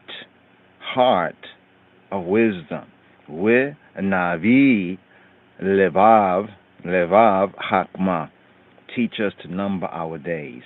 Limnot Yamenu Kain Hoda'a, with Navi Levav Hakma, wisdom and getting to know, getting the gnosis, the da'at, the Hebrew da'at, the da'at. Now the word da'at is knowledge, and then we have it as dat, the Aish dat, fiery law. It's interesting because as we study the Hebraic word or interpretation of what we know as religion, it comes down to two words. One of them is dat, the dat. What is dat? Yes, dat. the da'at, the knowledge, the gnosis. But here it says that according as it is written, where is it written? You can compare some verses from the prophets, but we also compare here from Ha-Torah, from the Torah. Deuteronomy 29, in some manuscripts, Hebrew manuscripts, it's the third verse. The KJV, we have it as the fourth verse. Yet Jehovah hath not given you a heart to perceive, and eyes to see, and ears to hear to this day. After all that is said here, after all that we have said here, we have this concluding word, this concluding statement: "Lo natani Yahuwah lakem leib lada'at ve'ainayim lirot ve'aznayim lishma'a ad hayom hazeh." And the next verse says, "And I have led you 40 years." So this is speaking of a dispensation period of time of 40 years in the Midbar, in the wilderness. And what's mentioned next? "Your clothes are not waxen old upon you, and thy shoes is not waxen old upon thy foot," which also speaks to the nature of the once lost, now found, the black people, the black sheeple, to the Israelites. The clothing was important to them. And he said that your clothing didn't become old, and your shoes, you had good kicks, footwear. Clothing and footwear is important to so-called black people. Called black lives are materialistically, but the heart perceiving, the eyes seeing, and the ears hearing, there is still that blindness. And here in Romans, the epistle to the Romans, chapter 11, they say chapter 11 in the world, in the Seclorum, chapter 11 is called bankruptcy. How interesting is the epistle to the Romans here in chapter 11? It speaks of the spiritual Yisrael. That's not Israel just according to the flesh, not because you know you're an Israelite that you say, because now you know that you're not just a Negro, a so-called black, colored, or so forth and so on, that you are Israelite, but that alone is the spiritual, it's the spirit. The spirit is key. Spiritual Yisrael. Find and is finding salvation. But national Yisrael, national, fleshy, carnal Israel is and was judicially blinded. This is a section here in Romans chapter 11, and we have a section from verse 7 to verse 12 that reads, "What then?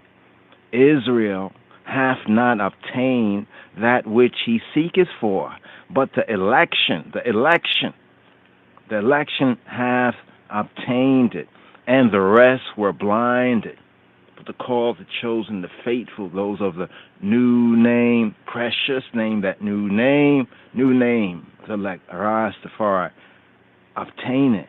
But the rest are blinded, according as it is written, God, Elohim, have given them the spirit of slumber, eyes that they should not see, and ears that they should not hear, to this day. And David saith, let their table be made a snare, and a trap, and a stumbling block, and a recompense to them. Make their eyes be darkened, that they may not see, and bow down their back always. I said then, have they stumbled that they should fall? Elohim, God forbid. Khalillah, Jah forbid. But rather, through the fall of Yisrael, through their fall, salvation is come to Hagoyim. Salvation has come to the nations, the nationalities. Salvation has come to the international community to provoke the Israelites to jealousy, to zealousy. Now, if the fall of them, speaking about the Bnei Yisrael, speaking about we black people, the fall of us, the fall of them be the riches of the world, and the diminishing of them the riches of Hagoyim. So diminishing of us, we see our condition as the once lost now found, and we see the condition of other nationalities. But it says, now if the fall of them, the riches of the world. So our fall, the riches of the world, flesh, the seclorum, and the diminishing of them, the diminishing of the Israelites of I and I, the riches of the Goyim, of the Gentiles, how much more their fullness? What happens with our fullness coming to fulfillment? So here, in this time after the 400 years, this word is important. Scrolling forward in Romans, the Epistle to the Romans, verse 25 of chapter 11, verse 25, it says, "For I would not, brethren, that y'all should be ignorant of this mystery, lest y'all should be wise in your own conceits." See, wisdom is good, but not wisdom in our own conceitedness, like the ain't right Israelites. That blindness in part. Get the word blindness in part. They're seeing, but they're blind. Because what about the heart perceiving?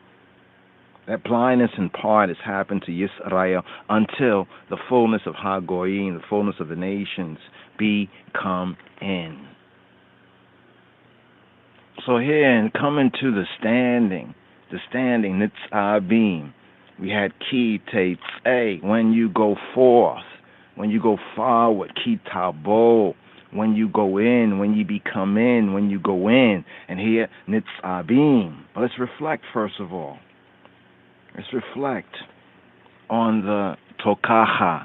What are the tokaha? Reflecting on the reproofs, reflecting on the rebukes, reflecting on the tokaha, the tokaha. So we have tokaha in the singular, tokahot in the plural sense. Coming to this great chapter 28.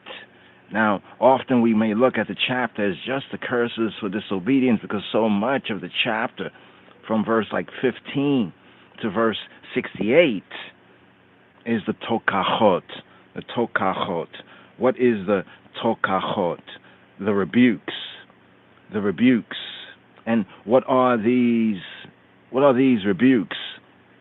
What are the rebukes? We find the rebukes in Devarim, in Deuteronomy chapter 28, verses 15 to 68, also in Vayikra, in Leviticus chapter 26, verses 14 to 46. So compare, if you will, Leviticus chapter 26, verses 14 to 46, and Deuteronomy chapter 28, verses 15 to verse 68.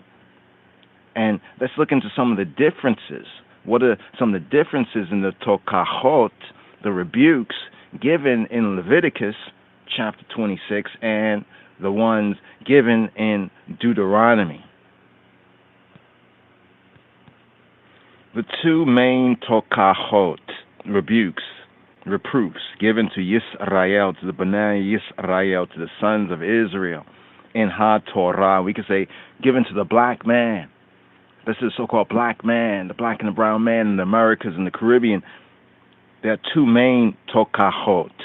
The first is given in the end of Vayikra, the end of Leviticus chapter 26, verses 14 to 46. And the second, the longer one, is given during Moses, his farewell speech, his farewell address, his speaking even to that new generation, the youth and the new generation of the Israelites in Deuteronomy chapter 28, verses 15 to 68. The rebuke in Leviticus, it ends with some hope. The rebuke in Leviticus, the rebuke in Vayikra, it ends with some tikva, some hope, some expectation.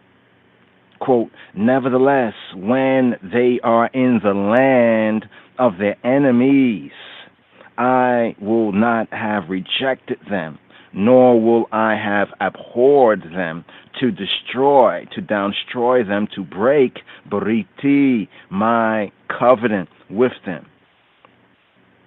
Ki ani Yahuwah Elohehem, for I be who he be, their Elohim, their power, their true good, their true God. We find this in Leviticus chapter 26, verse 44. So there's some hope in that verse. Nevertheless, when they are in the land of their enemies, I, he who be HaKadosh, Baruch Hu, Baruch Hashem, the Holy One, blessed be the name. He says that I will not have rejected them, nor will I have abhorred them, to destroy them, to break my covenant with them. But the tokacha, the tokachot, the rebukes, the reproofs that we have in Devarim, in Deuteronomy, it intensifies. It's like turned up without any sense of reprieve. The first tokacha is stated in the plural. The first rebuke, the first reproof is stated in the plural and was delivered to the nation, to the people, to the Bnei Yisrael, to the Israelites as a whole, directly from the mouth of Elohim, the true good, the true God, the power. Now the second tokacha, second rebuke, reproof, is stated in the singular. We have the singularity sense, and was delivered to individuals, the indivisible duals, the individuals from the mouth of Moshe, from the mouth of Moses. The long rebuke given by Moses, how many curses, how many consequences does it contain? It contains 98 curses, 98 consequences. Exactly twice as many as the 49 curses, the 49 consequences that are listed in Wayikra, in Leviticus. Now, according to the sages, the first rebuke, tokacha, concerns the destruction of the first temple and the Babylonian exile, whereas the second rebuke, it concerns the destruction of the second temple, circa 70 AD, and the Roman exile that continues to this very day in the diaspora, especially here in these Americas and the Caribbean.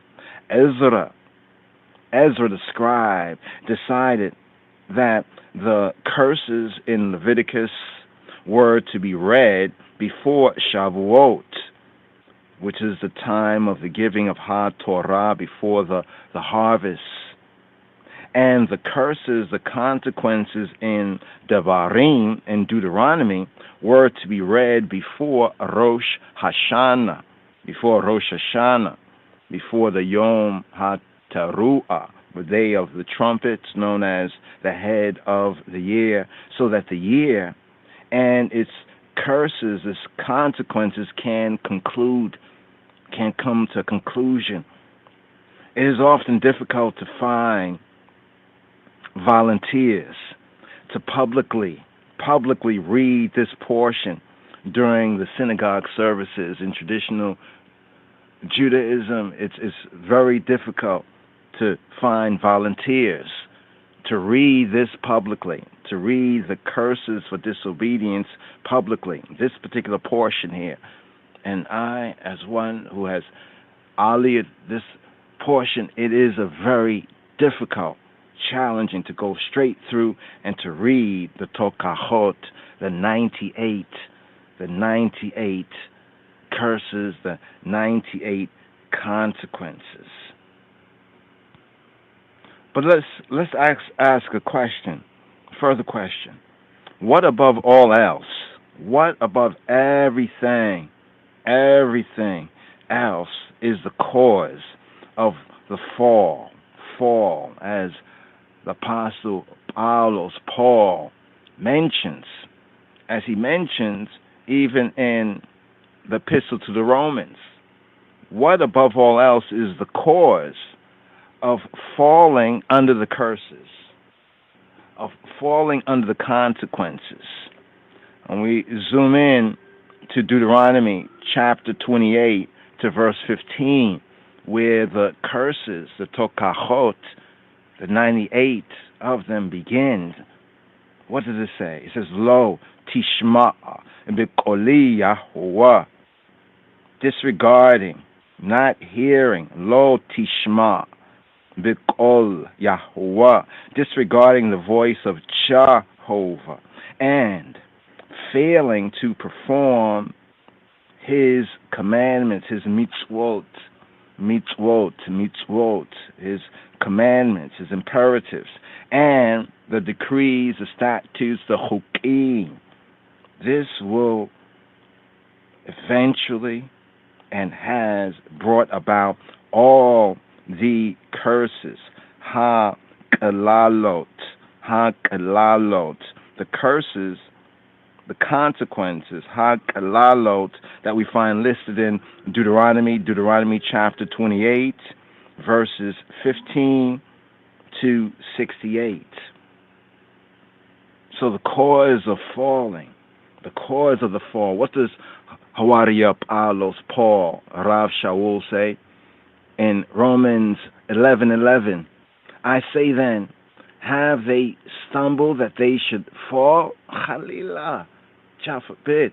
But rather, through their fall, through the fall of the Bnei Yisrael, the sons of Israel, the Israelites, through their fall, salvation has come to Hagoyim, to the Gentiles and nationalities. Why? For to provoke them to jealousy, to provoke them to zealousy. Now, if the fall of them be the riches of the world and the diminishing of them, the riches of Hagoyim, the riches of the nations, the nationalities, the international community, how much more their fullness. So above all else, the cause of the fall of the so-called black man, the fall of the once lost, now found, the fall, even over the past 400 plus years, falling under ha-kalalot is because of lo tishma'a b'koli Yahuwah, lo, not hearing to the voice of Jehovah. Shema Yisrael, Yahuwah Eloheinu, Yahuwah Echad. Shema. Why is the Shema? Hear, give ear, hear. Why is it so very important? Hear, O Israel. Hear, O Israel. What does Shema Yisrael, Yahweh Eloheinu, Yahweh Echad? Hear, O Israel. Hear, O Israel. The Lord, our God, the Lord is one. What does that really mean? And why is it important?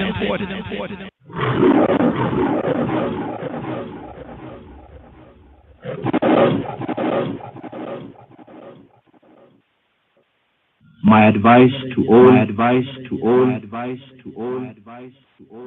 is to fulfill the Ten Commandments. אנוכי אדוני אלוהיך, לא יהיה לך אלוהים אחרים על פניי. לא תישא את שם אדוני אלוהיך לשווא. זכור את יום השבת לקדשו. כבד את אביך ואת אמך. לא תרצח, לא תנאף, לא תגנוב. לא תענה ורעך עד שקר. לא תחמוד בית רעך.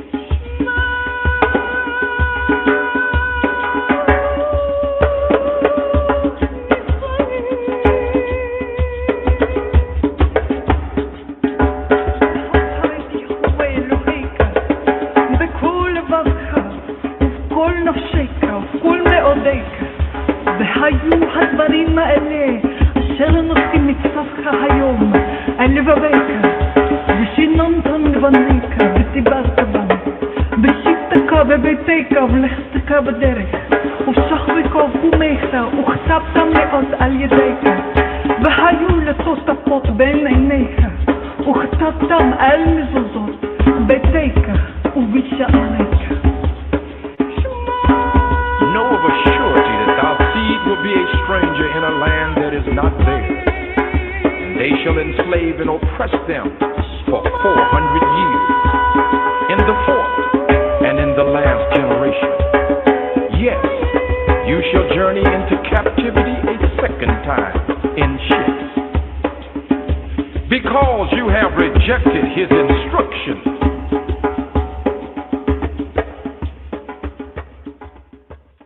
Shema Yisrael, Adonai Eloheinu, Adonai Echad, Adonai Echad. Hear, O Israel, Israel, Israel, Israel, Israel, Israel. Shema Yisrael, Yisrael, Yisrael, Yisrael, Yisrael, Yisrael. The Lord our God, God, God, God. Adonai Eloheinu, Eloheinu, Eloheinu, Eloheinu, Eloheinu. Is one Lord, Lord, Lord, Lord, Lord. Adonai Echad, Adonai Echad, Adonai Echad, Adonai Echad, Adonai Echad, Adonai Echad, Adonai Echad, Adonai Echad, Adonai Echad. And thou shalt love the Lord thy God with all thine heart, and with all thy soul, and with all thy might. And these words which I command thee this day shall be in thine heart. And thou shalt teach them diligently unto thy children, and shalt talk of them when thou sittest in thine house, and when thou walkest by the way, and when thou liest down, and when thou risest up. And thou shalt bind them for a sign upon thine hand, and they shall be as frontlets between thine eyes. And thou shalt write them upon the posts of thy house, and on thy gates, my gates, my gates, my gates, my gates, my gates, my gates, my gates, my gates. And it shall come to pass, if ye shall hearken diligently unto my commandments which I command you this day, to love the Lord your God, and to serve him with all your heart and with all your soul, that I will give you the rain of your land in his due season, the first rain and the latter rain, that thou mayest gather in thy corn and thy wine and thine oil. And I will send grass in thy fields for thy cattle, that thou mayest eat and be full. Take heed to yourselves, that your heart be not deceived, and ye turn aside and serve other gods and worship them. And then the Lord's wrath be kindled against you, and he shut up the heaven, that there be no rain, and that the land yield not her fruit, and lest ye perish quickly from off the good land which the Lord giveth you. Therefore shall ye lay up these my words in your heart and in your soul, and bind them for a sign upon your hand, that they may be as frontlets between your eyes. And ye shall teach them your children, speaking of them when thou sittest in thine house, and when thou walkest by the way, when thou liest down, and when thou risest up. And thou shalt write them upon the doorposts of thine house, and upon thy gates, that your days may be multiplied, and the days of your children, in the land which the Lord sware unto your fathers to give them, as the days of heaven upon the earth, upon the earth, upon the earth, upon the earth, upon the earth, upon the earth, upon the earth, upon the earth, upon the earth, upon the earth, upon the earth, upon the earth, upon the earth, upon the earth. And the Lord spake unto Moses, saying, Speak unto the children of Israel, and bid them that they make them fringes in the borders of their garments throughout their generations, and that they put upon the fringe of the borders a riband of blue. And it shall be unto you for a fringe, that ye may look upon it, and remember all the commandments of the Lord, and do them. And that ye seek not after your own heart and your own eyes, after which ye used to go a-whoring, that ye may remember and do all my commandments, and be holy unto your God. I am the Lord your God, which brought you out of the land of Egypt, to be your God. I am the Lord your God, O God, O God, O God. Yes. Right there, the Tefillah, also sometimes referred to as the Shema, namely Exodus chapter 6, verses 4 to 9, Exodus chapter 11, verses 13 to 21, and Numbers chapter 15, verses 37 to 41. So the Shema Yisrael, of course, that's Deuteronomy, Devarim, this book we're in, the 5th book of Moshe, Deuteronomy chapter 6, verse 4. Shema Yisrael, Yahweh Eloheinu, Yahweh Echad. But then there's more to that, so we go on with verses to verse 9 right there. And that was Queen Makeda with Malachiah Tzedek. Yes, and I held her right there. You know, to read about the 400 years and the Shema Yisrael.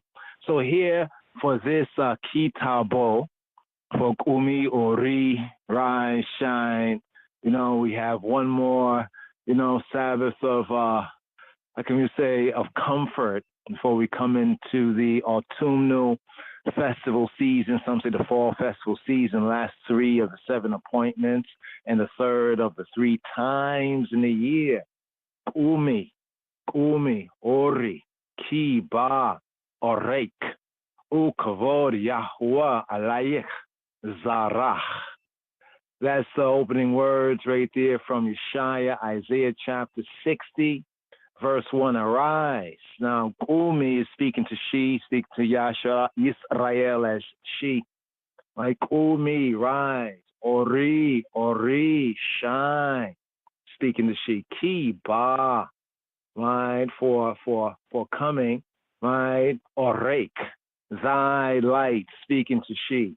U-Kavod, and the glory, the abundance, the honor from the kabod in the Hebrew, like meaning to be heavy, you know, or serious. Even in the Ethiopic, we have kabbadah, but here, word for glory, kavod, u-kavod, and the glory, Yahweh, u-kavod, Yahweh, and the glory of Jehovah, alayich is above, Zarach, above the eye, is shining above the eye. So right here, let's go forward right here. Some question and answers here, you know, for this ki-tavoo, right? And we're going to pick up with the 14th question, right, for this 50th sabbatical study for this Shabbat. Shema Yisrael, Adonai Eloheinu, Adonai Echad. To the 34th question, yes, Here we have the 50th. So we just seal up some of the additional reasonments. Those reasonments, hopefully we get a chance to reason on it. Just reasonments. What's our perspective on it? You know, to chew the cud, as it were, of the word, the manna, the angel's bread. So here we had touched on in the previous Shabbat the first 13 or so questions, right? But let's continue from question 14, Chabarim, right? Question 14, what is the sabbatical? The sabbatical year. This is for the RSS ki-tavoo, right?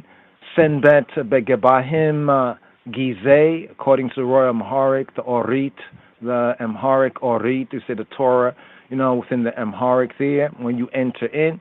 Question here, 14, what is the sabbatical year? In the agricultural cycle of years, the 7th year is a, quote, sabbatical for the land. It's a sabbatical for the land. Remember when the Israelites, actually when the Judahites, the Judahites, the southern kingdom, they went into captivity. What did John say to the prophet? He said, you know, now the Sabbath, because they were in exile in Babylon, now the land can enjoy her Sabbaths, her sabbaticals. Right? And this is kind of very interesting, you know, the amount of time, the 70 years. So when you do the math, you'll see how many sabbaticals that they did not let the land, the earth, they did not let her enjoy her Sabbaths. So what is a sabbatical? Right? The sabbatical is that rest, or the Shemitah. In the Hebrew, the Shemitah comes out in translation as sabbatical. It's a rest, a Sabbath, ceasing and desisting from sowing and reaping. The sabbatical for the land is called the Shemitah. So the Shemitah means release, the release. This is the sabbatical year, right? In the agricultural cycle of years, the 7th year is the sabbatical for the land, called the Shemitah. Shemitah being the release. Question 15, Chabarim. How much of a tithe? This is really interesting to really understand the real details of tithe, and to give thanks to the fellow Israelites and all those that went ham. They went ham. They were hot.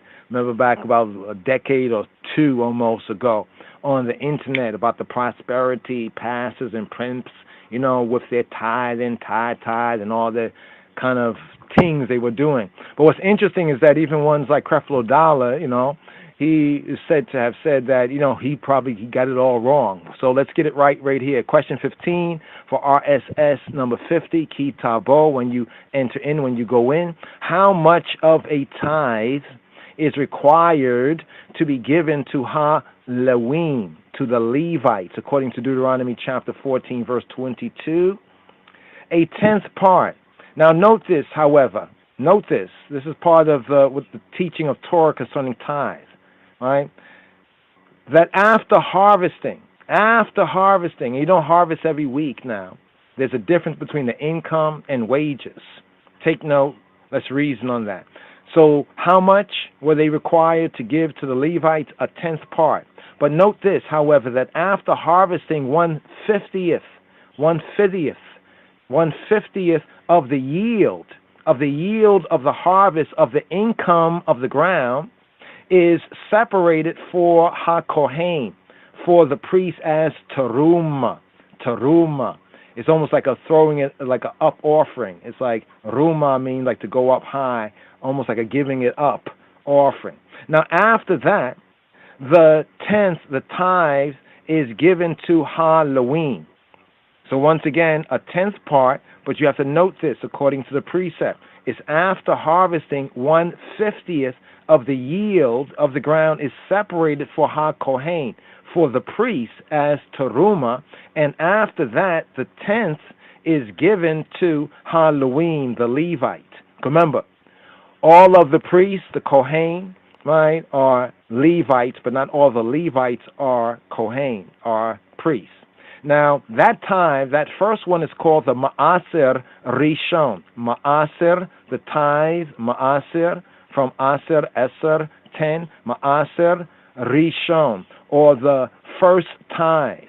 Like the first day of the week is known as the Yom HaRishon. Rishon, first from the Rosh, the head, right? The first. So the first tithe, the Ma'aser Rishon. Now, beside that, there's another tithe according to HaTorah. There's another tenth. Another tenth is separated to be eaten at the sanctuary during the celebration, the Ilibration, namely during the 3 times in the year, the Pilgrim Feast, the Pilgrim Festival, the Shalosh HaRegalim, when all the males of Yisrael are commanded to appear in the place that Yahuwah sets his name, the Hashem there. So we see the context of Jerusalem, the Temple of Jerusalem, Yerushalayim. So that means that the second, another tithe, was separated to be eaten at the sanctuary during celebrations. The pastor and preacher didn't tell you about that one. They told you that you're supposed to give all those tithes to them. If you knew this, you'd say, wait. There's another tithe that I hold back during the holy season, the festivals, and I basically, bring that there for me, the family, the Levites, the orphans, the widows, and all of us to eat and to rejoice before Jah Eloheinu, right? They didn't tell you about that one. But now this one, the second one, is called the Ma'aser Sheni. Ma'aser, right? The tithe Sheni, the second tithe. But now note this, that during the 6th and the 3rd and the 6th years, during the 3rd and the 6th years of the Shemitah cycle, the sabbatical cycle, the second tithe during the 3rd and the 6th years is given to the poor amongst us, among I and I, according to Deuteronomy chapter 14, verse 28. What is this called? This, during the 3rd and the 6th of the 7-year cycle, this is known as the Ma'aser Oni. The Ma'aser Oni, right? The poor tithe, the poor tithe. Finally, on the Shemitah year, right? That's the 7th year of the cycle. None of the tithing Torah direction instructions are applicable or applied. This implies, so what's the implication here, Chaverim? The implication is that we should donate at least 1/5, right? 1/5 of I&I resources to fulfill the mitzvah, the commandment of tzedakah. Tzedakah often is translated as charity. But as you can hear, tzedek is in tzedakah.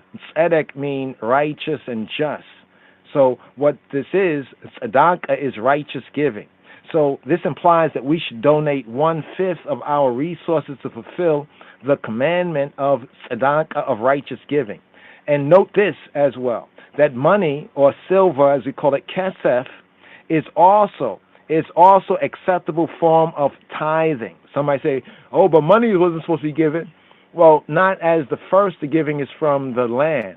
But if it's too far to bring all that you have stored up in your barns, Torah says you can convert it into kesef, kesfi, right, which is basically money. So note that money is also an acceptable form of tithing. And this is called the ma'aser kesafim. Ma'aser, the tithes of the kesafim. Kesef is silver, but the silver is like the bur in Ethiopia, and the shekel. It's the basis of our economy. Like the Western system used to be based on the gold standard, well, the Holy Covenant system is based on the silver, right? The silver standard. Question 16, Chabarim. What tithe is required every third year of the Shemitah? Every third year of the 7-year cycle, what tithe is required according to Deuteronomy chapter 26, verse 12? The Ma'aser Ani. The Ma'aser Ani, the tithe for the poor. This replaces the Ma'aser Sheni, the second tithe, in the third and the 6th year. Question 18, Haverim. How important... All right, no, let's see. Do we skip over one right here? No, we're at the, okay, 17. Who enforced the tithe of the poor, according to Deuteronomy chapter 26, verses 13 to 14? Who enforced it? Who was the enforcer? The individual farmer. The individual farmer would make a pledge, Lifnei Yahuwah, would make a pledge before Jehovah, that means in the holy place and before the Ark of the Covenant, the presence, as described in this verse, in the verse that we find in Deuteronomy chapter 26, verses 13 to 14. Question 18. How important was the tithe to the poor? How important was the Ma'aser Oni, right? The tithe of the Oni, the poor, according to Deuteronomy chapter 26, verse 15. Right? How important? Well, it was very, very important. Right? It's like a necessity. It's a must and necessity. Sense of fruitfulness. Why? Because the fruitfulness of the land, according to the landlord, Jah is earth's rightful rule, itself depends upon its observance, the fruitfulness of the land. How man affects the land. That's a good reason there. See, the declaration, that word that he would give, right, before Jehovah, before the presence of the ark in the holy place, itself was made in a very low voice, until he got to the words that says, look down from your holy, your Isla habitation. This was proclaimed loudly, as it says, Kol Ram, Bikol Ram. Kol is voice Ram, like a high, the dancer Ram, right? Pump up the volume at Ram, right? Kol voice Ram. So he would proclaim it in a low voice until he got to the words, look down from your holy, your set-apart habitation, proclaimed in the old Ram, loud voice. In a year of blight, the sages, the scholars of Torah, they turned to an individual who was scrupulously, right, an individual farmer who had was diligent in separating his tithe. Quote, recite the declaration. So when a year of blight, like a year where the rains didn't come fully and we knew that we wasn't have the crops, many of the Torah scholars, they would find an individual farmer who was very diligent in separating his tithes. And they would say to him, recite the declaration connected with the tithes. Surely Ha'el, the Almighty, Ha'elahim, will listen and will bless Amo Yisrael, his people Israel, according to Ta'anit 1 and 4. Question 19. What declaration, the words of our mouth, this is why the Psalm says those things. the words of our mouth, the meditation of our heart. Not just in our words of prayer, as we might casually or elsewhere prayer, but also that which, according to the covenant, we declare. So question 19, what declarations refer to in Deuteronomy chapter 26, verses 16 to 19? What declaration? This declaration is known as the Pledge of Allegiance. No, not that Babylon thing. Nah. Jah said if you didn't do his thing, then you're going to have to do their thing. But this one here in Deuteronomy chapter 26, verses 16 to 19 is known as the Pledge of Allegiance, right? The Hebrew Pledge of Allegiance. It concludes the preceding legal material, the lawful material, and it presumably it refers to a ratification, a putting into effect, making righteous of the covenant while in the plains of Moab, when it was in the plains of Moab. Find an interesting connection with the Ethiopian Hebrew commandment keepers when they're being called Moorish. And the Moors say that they're related to the Moabites. And then find the Moorish Jews, right? This is before we crossed over, became Ethiopian Hebrews. It's interesting. The last part of that wilderness, the plains of Moab. Yet it was before crossing the Yarden, the Jordan. Question number 20. Here.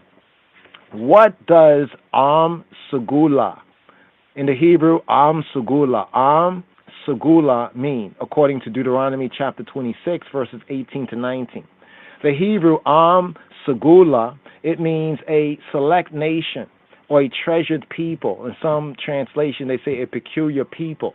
But Segula is like a treasure, like something that you guard and you protect. So Am is people, Am Segula, a select nation or a treasured people. Some translators, as we said, say peculiar, right? But actually a treasured people. The idea is that Jah people are, quote, chosen, end quote, by Ha'el, the Almighty, was first mentioned when Yahweh said to the elders at Har Sinai, at Mount Sinai. What did Jah say to them? In Exodus chapter 19, verses 5 to 6, he says, now, therefore, if you will indeed obey my voice and keep Beriti, my covenant, you shall be my possession right? You shall be my possession more than all other peoples. For all the earth is mine, and you shall be to me a kingdom of priests, a priestly government, and a holy nation, a nation set apart. Exodus chapter 19, verses 5 to 6. Now note that the grammar, Hebraically speaking, the grammar in this verse in Exodus chapter 19, verse 5 to 6, it implies that Jah people were chosen, right? Were chosen for the sake, for the sake of keeping all the commandments, the lishmor kol mitzvotayo, all of his imperatives. By doing so, the Beta Israel, called Yisrael, Ainai Yasharala, would be honored above all nations and made Kadosh, set apart to Yahweh, to Jehovah. In fact, it actually says in the Hebrew that if we obeyed, we would be most high above all nations, and our king will be most high above all kings. Question 21. Why did the 70 elders join Moshe? By telling the people to, quote, keep the entire commandment, end quote. At this time, this Iowa in Deuteronomy chapter 27, verse 1, because the elders would cross the Yarden, the Jordan, with Jah people, but without Moshe, without Moses. Now, notice that the phrase, quote, guard the entire commandment, shamor et kol ha-mitzvah,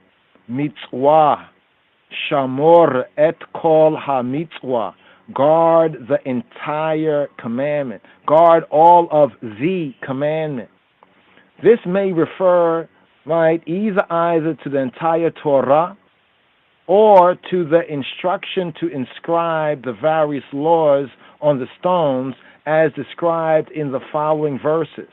Or, when we recognize the context of the Hebrew, the mitzvah is what the 10 words, Eseret HaDibarim, they call the 10 words, not the 10 commandments in the Hebrew, right? But it's known as the commandment, the 10 words. Question 22. When the people, John, people finally crossed the Yarden, the Jordan, into the promised land, what was the first thing they were required to do according to Deuteronomy chapter 27, verses 2 to 3? The people were to locate, were to locate and set up large stones and to plaster them over with lime so that they could be inscribed with what? Kol Dibrei HaTorah Hazot. All the words of this Torah. Kol Dibrei, the words of HaTorah, the Torah Hazot, the this, the she. Torah is she. These words. It's in the feminine context here. Kol Dibrei HaTorah Hazot. Now notice that the words of the Torah were to be written. How? In a, quote, clear script. Ba'er Heitev. Ba'er Heitev. Like from Tob. Like a good script, but actually a clear script, as mentioned later in Deuteronomy chapter 27, verse 8. Question 23 right here. Just a couple more questions here. Come to the fulfillment for this podcast. Question 23. What, Slika, where were the stones to be set up? Deuteronomy 27, verse 4. Where? They were to be set up on Mount Ebal, stone, Beer mountain, the Hebrew stone mountain near Shechem. Now, interestingly, Mount Ebal, the Hebrew stone mountain, was the mountain up on that the curse, the consequence was directed, according to Deuteronomy chapter 11, verse 29. Question 24. Where was the city of Shechem, right, located? Shechem was located between Mount Ebal and Mount Gerizim. Presently, many say the city of Nablus in the West Bank. Question 25. What was required of the altar on Mount Ebal, according to Deuteronomy chapter 27, verses 5 to 7? What was required? The altar, the Mizbeach, was to be made of uncut stones. There's a prohibition, lo ta'aseh, don't use tools. The prohibition of using tools, it comes from the association of iron, right, with the instruments of warfare.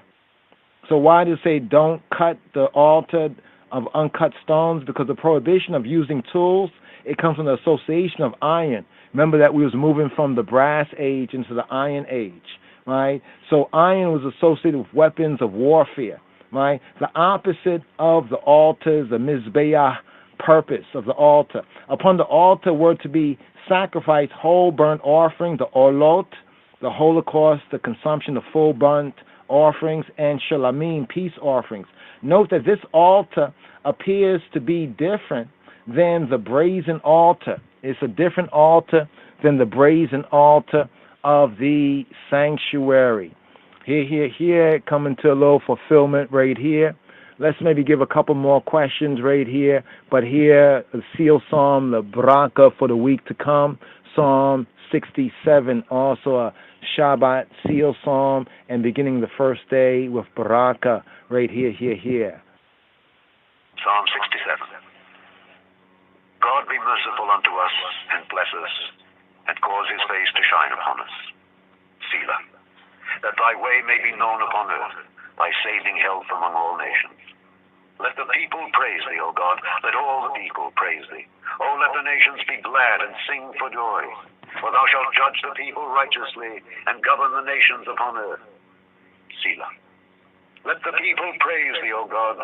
Let all the people praise thee. Then shall the earth yield her increase, and God, even our own God, shall bless us.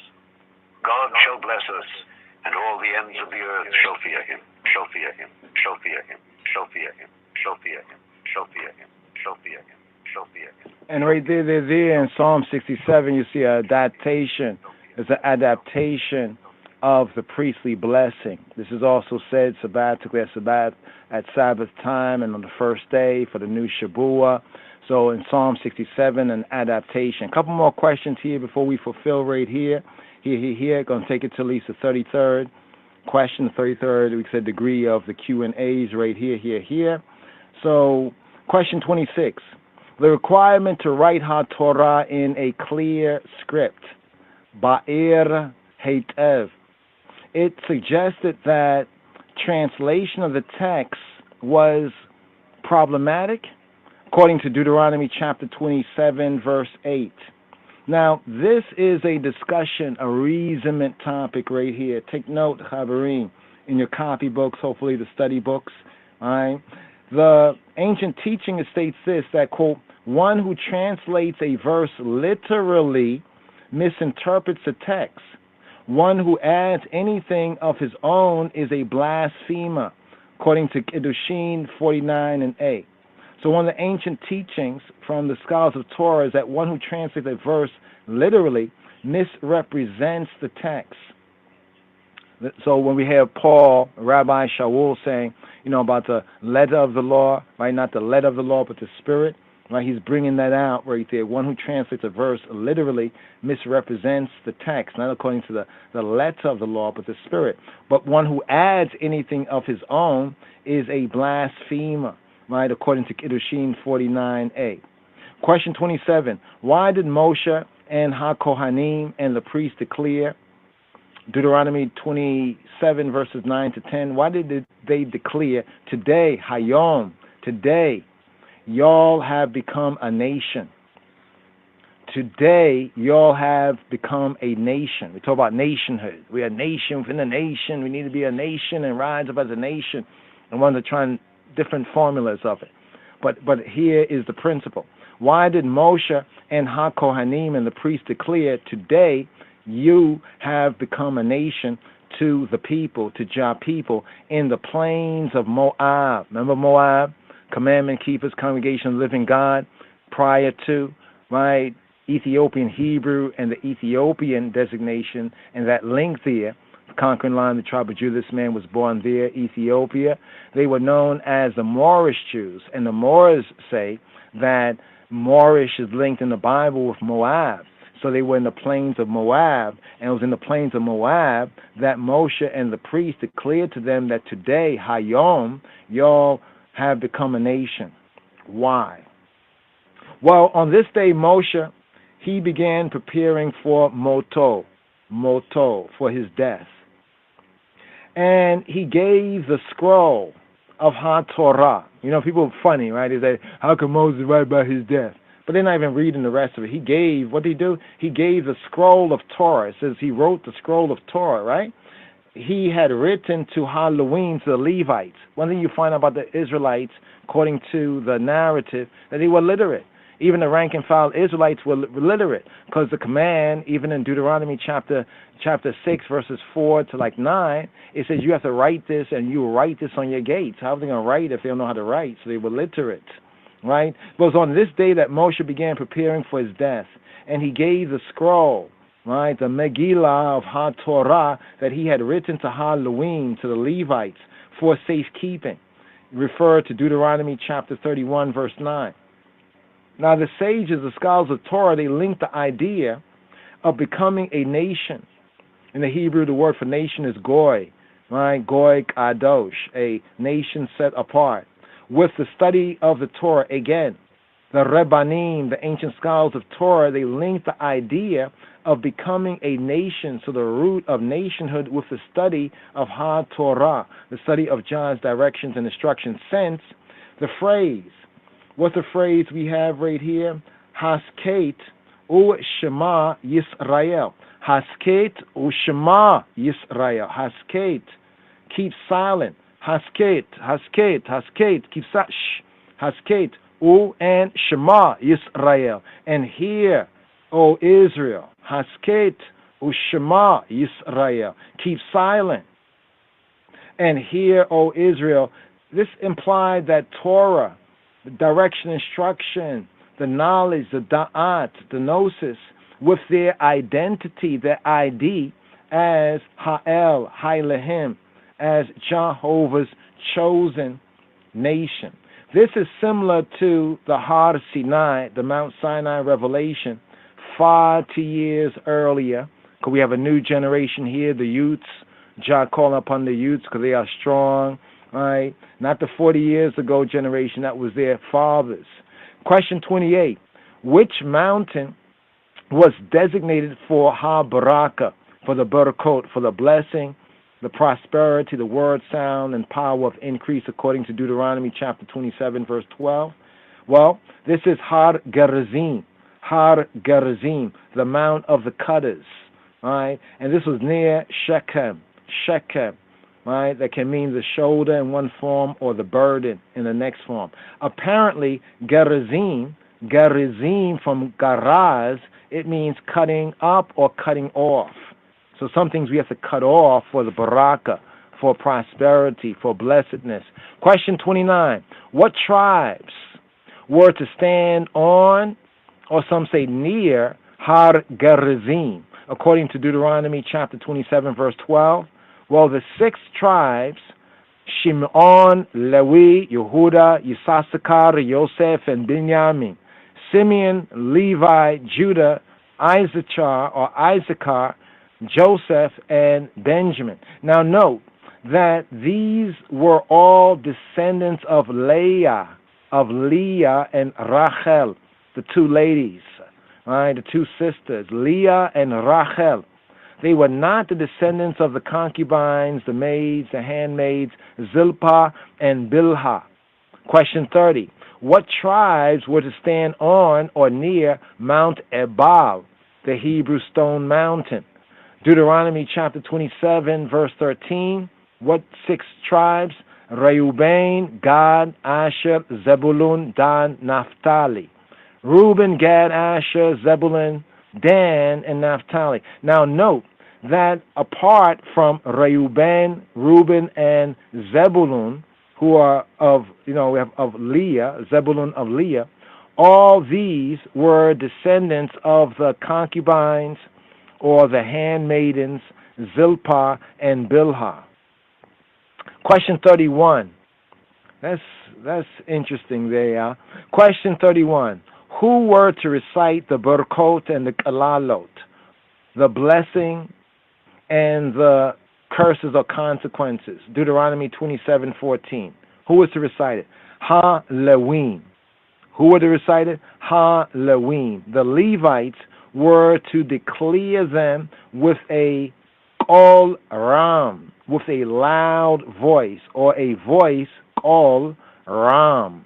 Ram, loud, or actually in Hebrew, a high voice, like a loud voice. Like when we say the dance Aram, the sound system Aram, it's loud, right? The loud voice. So the Levites, keeping the Levitical, were to declare them with a Kol Aram, like a loud voice. That some of the sages, they say this means, right, in the voice of Elyon, in the voice of the Most High, Elyon. That is, in Hailahim's voice, in Elohim's voice, was, quote, mixed in with the pronouncements of Halloween, of the Levites. Question 32. What does the word blessed mean in the Hebrew context of Deuteronomy chapter 11, verse 27? Deuteronomy chapter 27, verse 14. What does the word blessed mean? Now, in the Hebrew word used to, quote, bless is barak, right? In the Ethiopic, barakata, which can mean to increase, right? But here, barak, the meaning is to bestow favor or protection, right? Favor or protection, but also increase, prosperity, increase. The noun baraka, right? The baraka or blessing as is translated, right? Baraka generally refers to a list of good things, from, Hebraically speaking, ha-aleph to ha-taweh, from the aleph to the tav, from the, quote, Alpha Omega, the beginning to the last, the 2 of the Hebrew Aleph Beit, as given in Leviticus chapter 26, verses 3 to 13. Now, being in a blessed state would mean being under and in Ha'el, Hayel, the Almighty, Hailahim's favor and protection. Question 33. What does the word cursed mean Hebraically? Deuteronomy chapter 27, verse 14. Well, the Hebrew word that's used here, it's interesting. There's actually 2 words that's used here in the 2 kind of contexts. But the Hebrew word used here, right, to curse is arar, arar, arar, arar, arar, arar. Arar, arar, in the Hebrew has a sense of to sneer and to bind. To sneer and to bind. Now, this is often used as in the Hebrew as an antonym, like an opposite word, not a synonym, a similar word, but an opposite word for blessed, right, or barak or baraka. Now, one thing that we noticed that was interesting, let's see if we still have this here to share, because it reminded us of the Ethiopic, of the Amharic, the King of Kings, right, that language that he would turn, right, the pure language, the refined language, the pure language he would turn to his people from what? From beyond the rivers, beyond the rivers of Ethiopia. So when we looked up here in the Abyssinica, let's just bring up the Abyssinica again. So yeah, it's open. Arere, the arere, arara, arere, arar, right? The arere here from the Royal Amharic, it means to be eaten up, to turn green. In a sense, turn green with envy, to be scorched. As a verb, arere, arere, arere, right? On the Hebrew pointing, it would be like arar, right? Means to be burnt black, to broil, to fry, to parch, to scorch. As a verb and a noun, arere, arar means overcooked or scalded. So the senses don't like to be burnt. That's why the arar within the Hebrew, right, the closest counterpart that this word has, the arar in the context of aror, right, is like damned. It's like damned or bloody. You know, like in England, say you bloody this, you bloody that, you damn this, you blasted this. It has that sort of sense that if you do those things, you would have damned yourself. You would have sneered and bind yourself. You know, you would have almost burnt up, scorched. Everything gets burned, right? The first person who was put under the divine, right, the divine curse was not, let's emphasize this, was not Adam, was not Adam, and was not Hawa, was not Hawa, was not Adam and was not Eve. So who was the first person? It was Ha-Nachash. It was the Nachash in Bereshit, Genesis chapter 3, verse 14. He is the first person, right?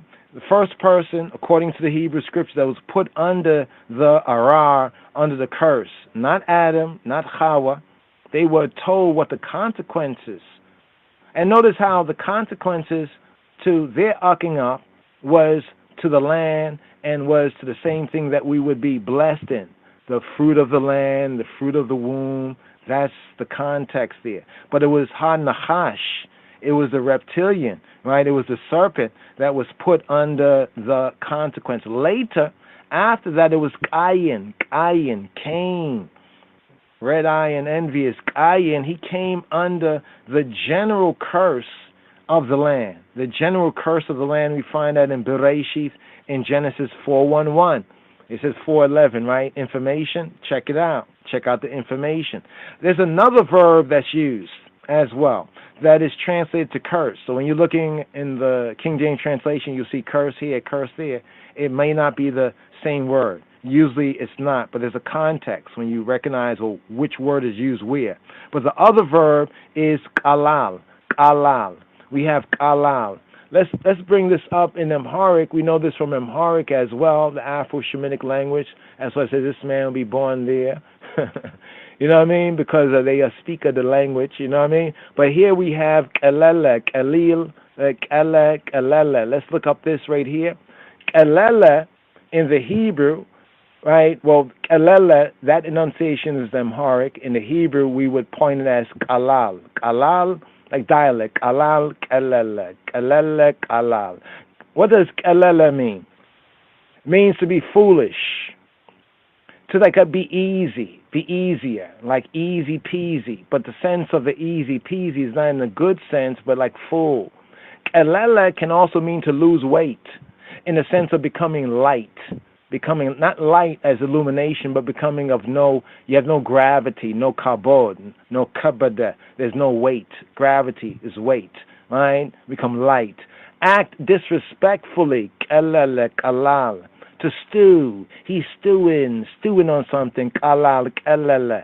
As a verb noun, kalele, right, came to be feather-weighted, become rude or impolite.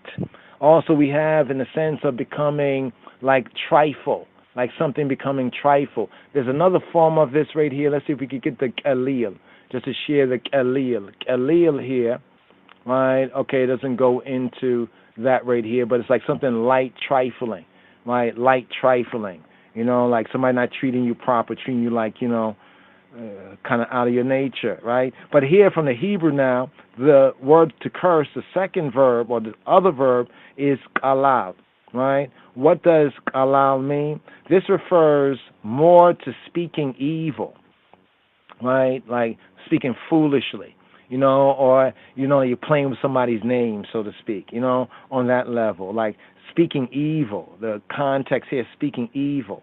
Kalal in the Hebrew context has a sense of hexing, like a pent, like pentagram, pent sends, and hex fix, like hexing, wishing evil, wishing ra'ah, wishing evil, wishing ra'ah, wishing bad, wishing ra'ah, wishing hurt, wishing illness, wishing evil on others by means of words, right? Word sound. So the kalal here in the Hebrew sense, right? Wishing evil upon others, speaking evil.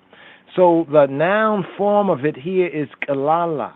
Kalala in the sense of the curse.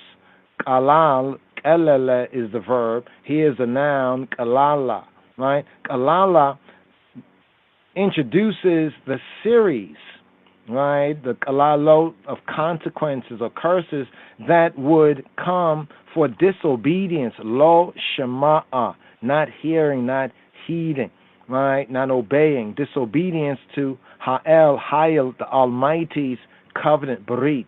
We have this in Deuteronomy chapter 28, verse 15. At that verse, the litany of curses of consequences follow through. In Genesis chapter 12, verse 3, both words, the arar in the form of aror, the verb is arar, right, of the aror in the noun sense, right, kalal, the verb, and the kalala, right, both words for curse, they likewise appear. For example, the one who curses kalal you, Jah says, I will arar. So the sense is the one who curses, who treats you lightly or like speaks evil of you, try to hex you, wish evil, rara upon you, I will damn them, is what he's saying. I will burn them.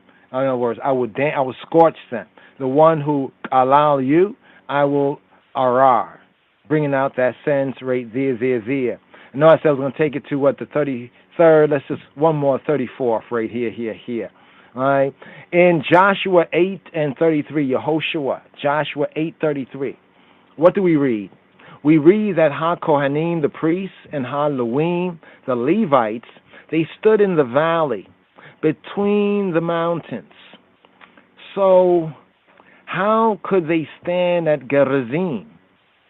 Based on what we read in Yehoshua chapter 8, verse 33. It is said that the younger Levites, the Lewim, right, and those unfit for service, they ascended Mount Gerizim, while the rest remained in the valley before the Aron HaBrit, before the Tabot, before the Ark of the Covenant, reciting the Berkot, the blessings, the word sound of prosperity and increase, and the kalalot, the curses or the consequences. The curses or the consequences. Yes, yes, yes. Here, here, here. Just coming to fulfillment right here, brothers and sisters. Give thanks. May Jah bless the eye and keep the eye, and I, cause his face's grace to shine on I. Give I, Yeshua shalom. Yes, I, and the head, the heart, the home, as we move forward in this new Shabua. One more Shabua to go, right? And for this Shabua here, as we are in the 7th of the 7 last Shabbats of the Hebrew Churchical year, before we go into the feast, the festival season coming up, we have Sos Asis from Isaiah chapter 61, verses 10 to Isaiah 63 and 9. The key word, Sos Asis. What is Sos Asis? I will greatly rejoice. Yes, I, Rastafari. Give thanks. Shalom, Chabarim. Shalom, brothers and sisters. Shalom, Yeshua. Shalom.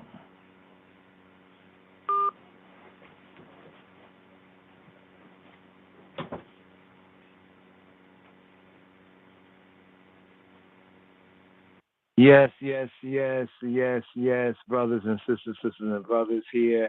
Got about 6 minutes out. So here, let's just, Sabbath Seal. Sabbath Seal Psalm right here, 144, 144th Psalm, sealing up the Sabbath and also preparing for the new Shabua. I know the language of it may seem like, teach my hands to war, but it's to be interpreted in the sense of business. Business is another form of war. You know what I mean? In a good way, for good eye. So right here, sealing up the Sabbath peace and getting ready for the working Shabua, the working week. Here would like to share this, let's see, Double of the Nazarene, on the Double of the Nazarene, Solomon Jabi, dub-wise right here, Psalm 144.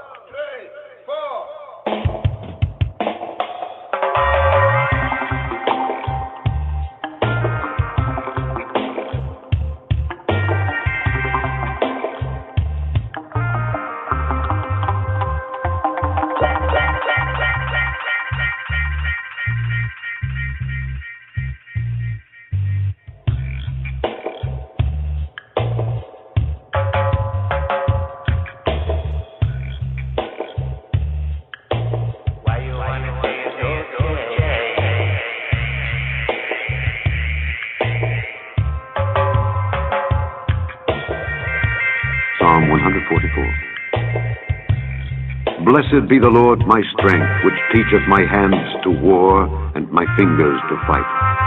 My goodness and my fortress, my high tower and my deliverer, my shield, and he in whom I trust, who subdueth my people under me. Lord, what is man that thou takest knowledge of him, or the son of man that thou makest account of him? Man is like to vanity. His days are as a shadow that passeth away. Bow thy heavens, O Lord, and come down. Touch the mountains, and they shall smoke. Cast forth lightning and scatter them. Shoot out thine arrows and destroy them. Send thine hand from above. Rid me and deliver me out of great waters, from the hand of strange children, whose mouth speaketh vanity, and their right hand is a right hand of falsehood. I will sing a new song unto thee, O God. Upon a psaltery and an instrument of 10 strings will I sing praises unto thee. It is he that giveth salvation unto kings, who delivereth David his servant from the hurtful sword. Rid me and deliver me from the hand of strange children, whose mouth speaketh vanity, and their right hand is a right hand of falsehood, that our sons may be as plants grown up in their youth, that our daughters may be as cornerstones, polished after the similitude of a palace, that our garners may be full, affording all manner of store, that our sheep may bring forth thousands and 10,000s in our streets, that our oxen may be strong to labor, that there be no breaking in nor going out, that there be no complaining in our streets. Happy is that people that is in such a case. Yea, happy is that people whose God is the Lord.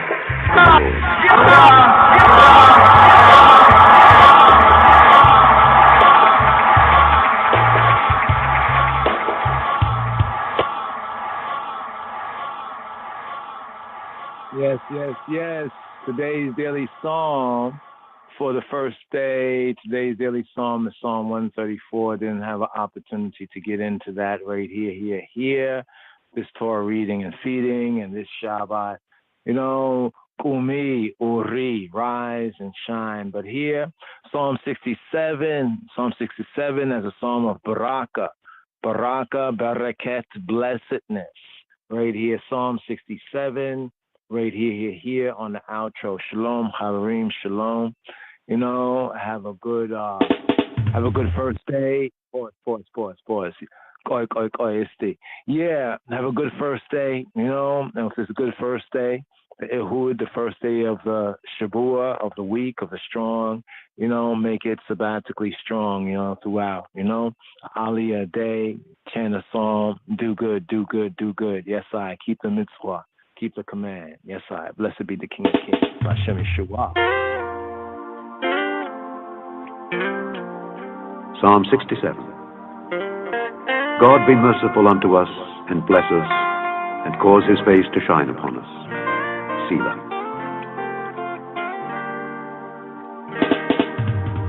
Psalm 67. God be merciful unto us, and bless us, and cause his face to shine upon us. Selah. God be merciful unto us, and bless us, and cause his face to shine upon us. Selah. God be merciful unto us, and bless us, and cause his face to shine upon us. Selah. That thy way may be known upon earth, thy saving help among all nations. Let the people praise thee, O God, let all the people praise thee. O let the nations be glad and sing for joy, for thou shalt judge the people righteously, and govern the nations upon earth. Selah. Let the people praise thee, O God, let all the people praise thee. Then shall the earth yield her increase, and God, even our own God, shall bless us. God shall bless us, and all the ends of the earth shall fear him, shall fear him, shall fear him, shall fear him, shall fear him,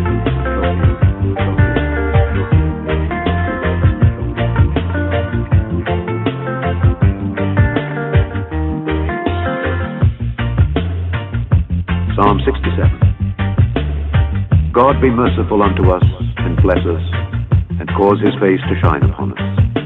Selah.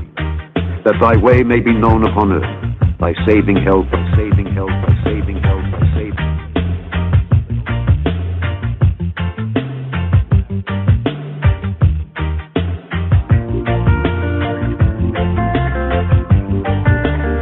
Psalm 67. God be merciful unto us, and bless us, and cause his face to shine upon us.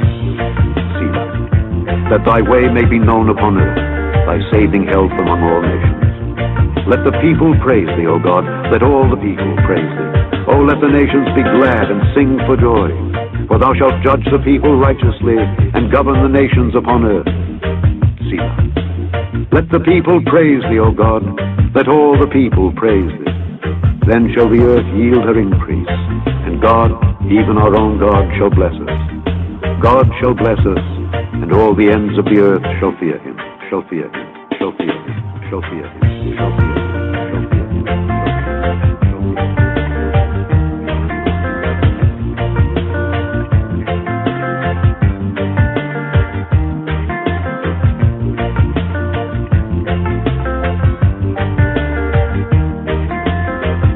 God be merciful unto us, and bless us.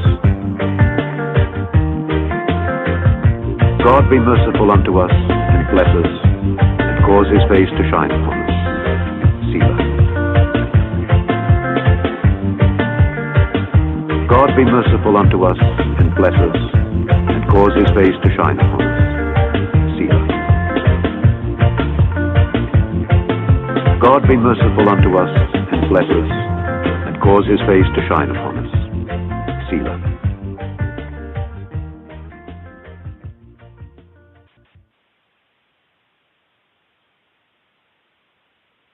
Thank you for using Blog Talk Radio. Goodbye.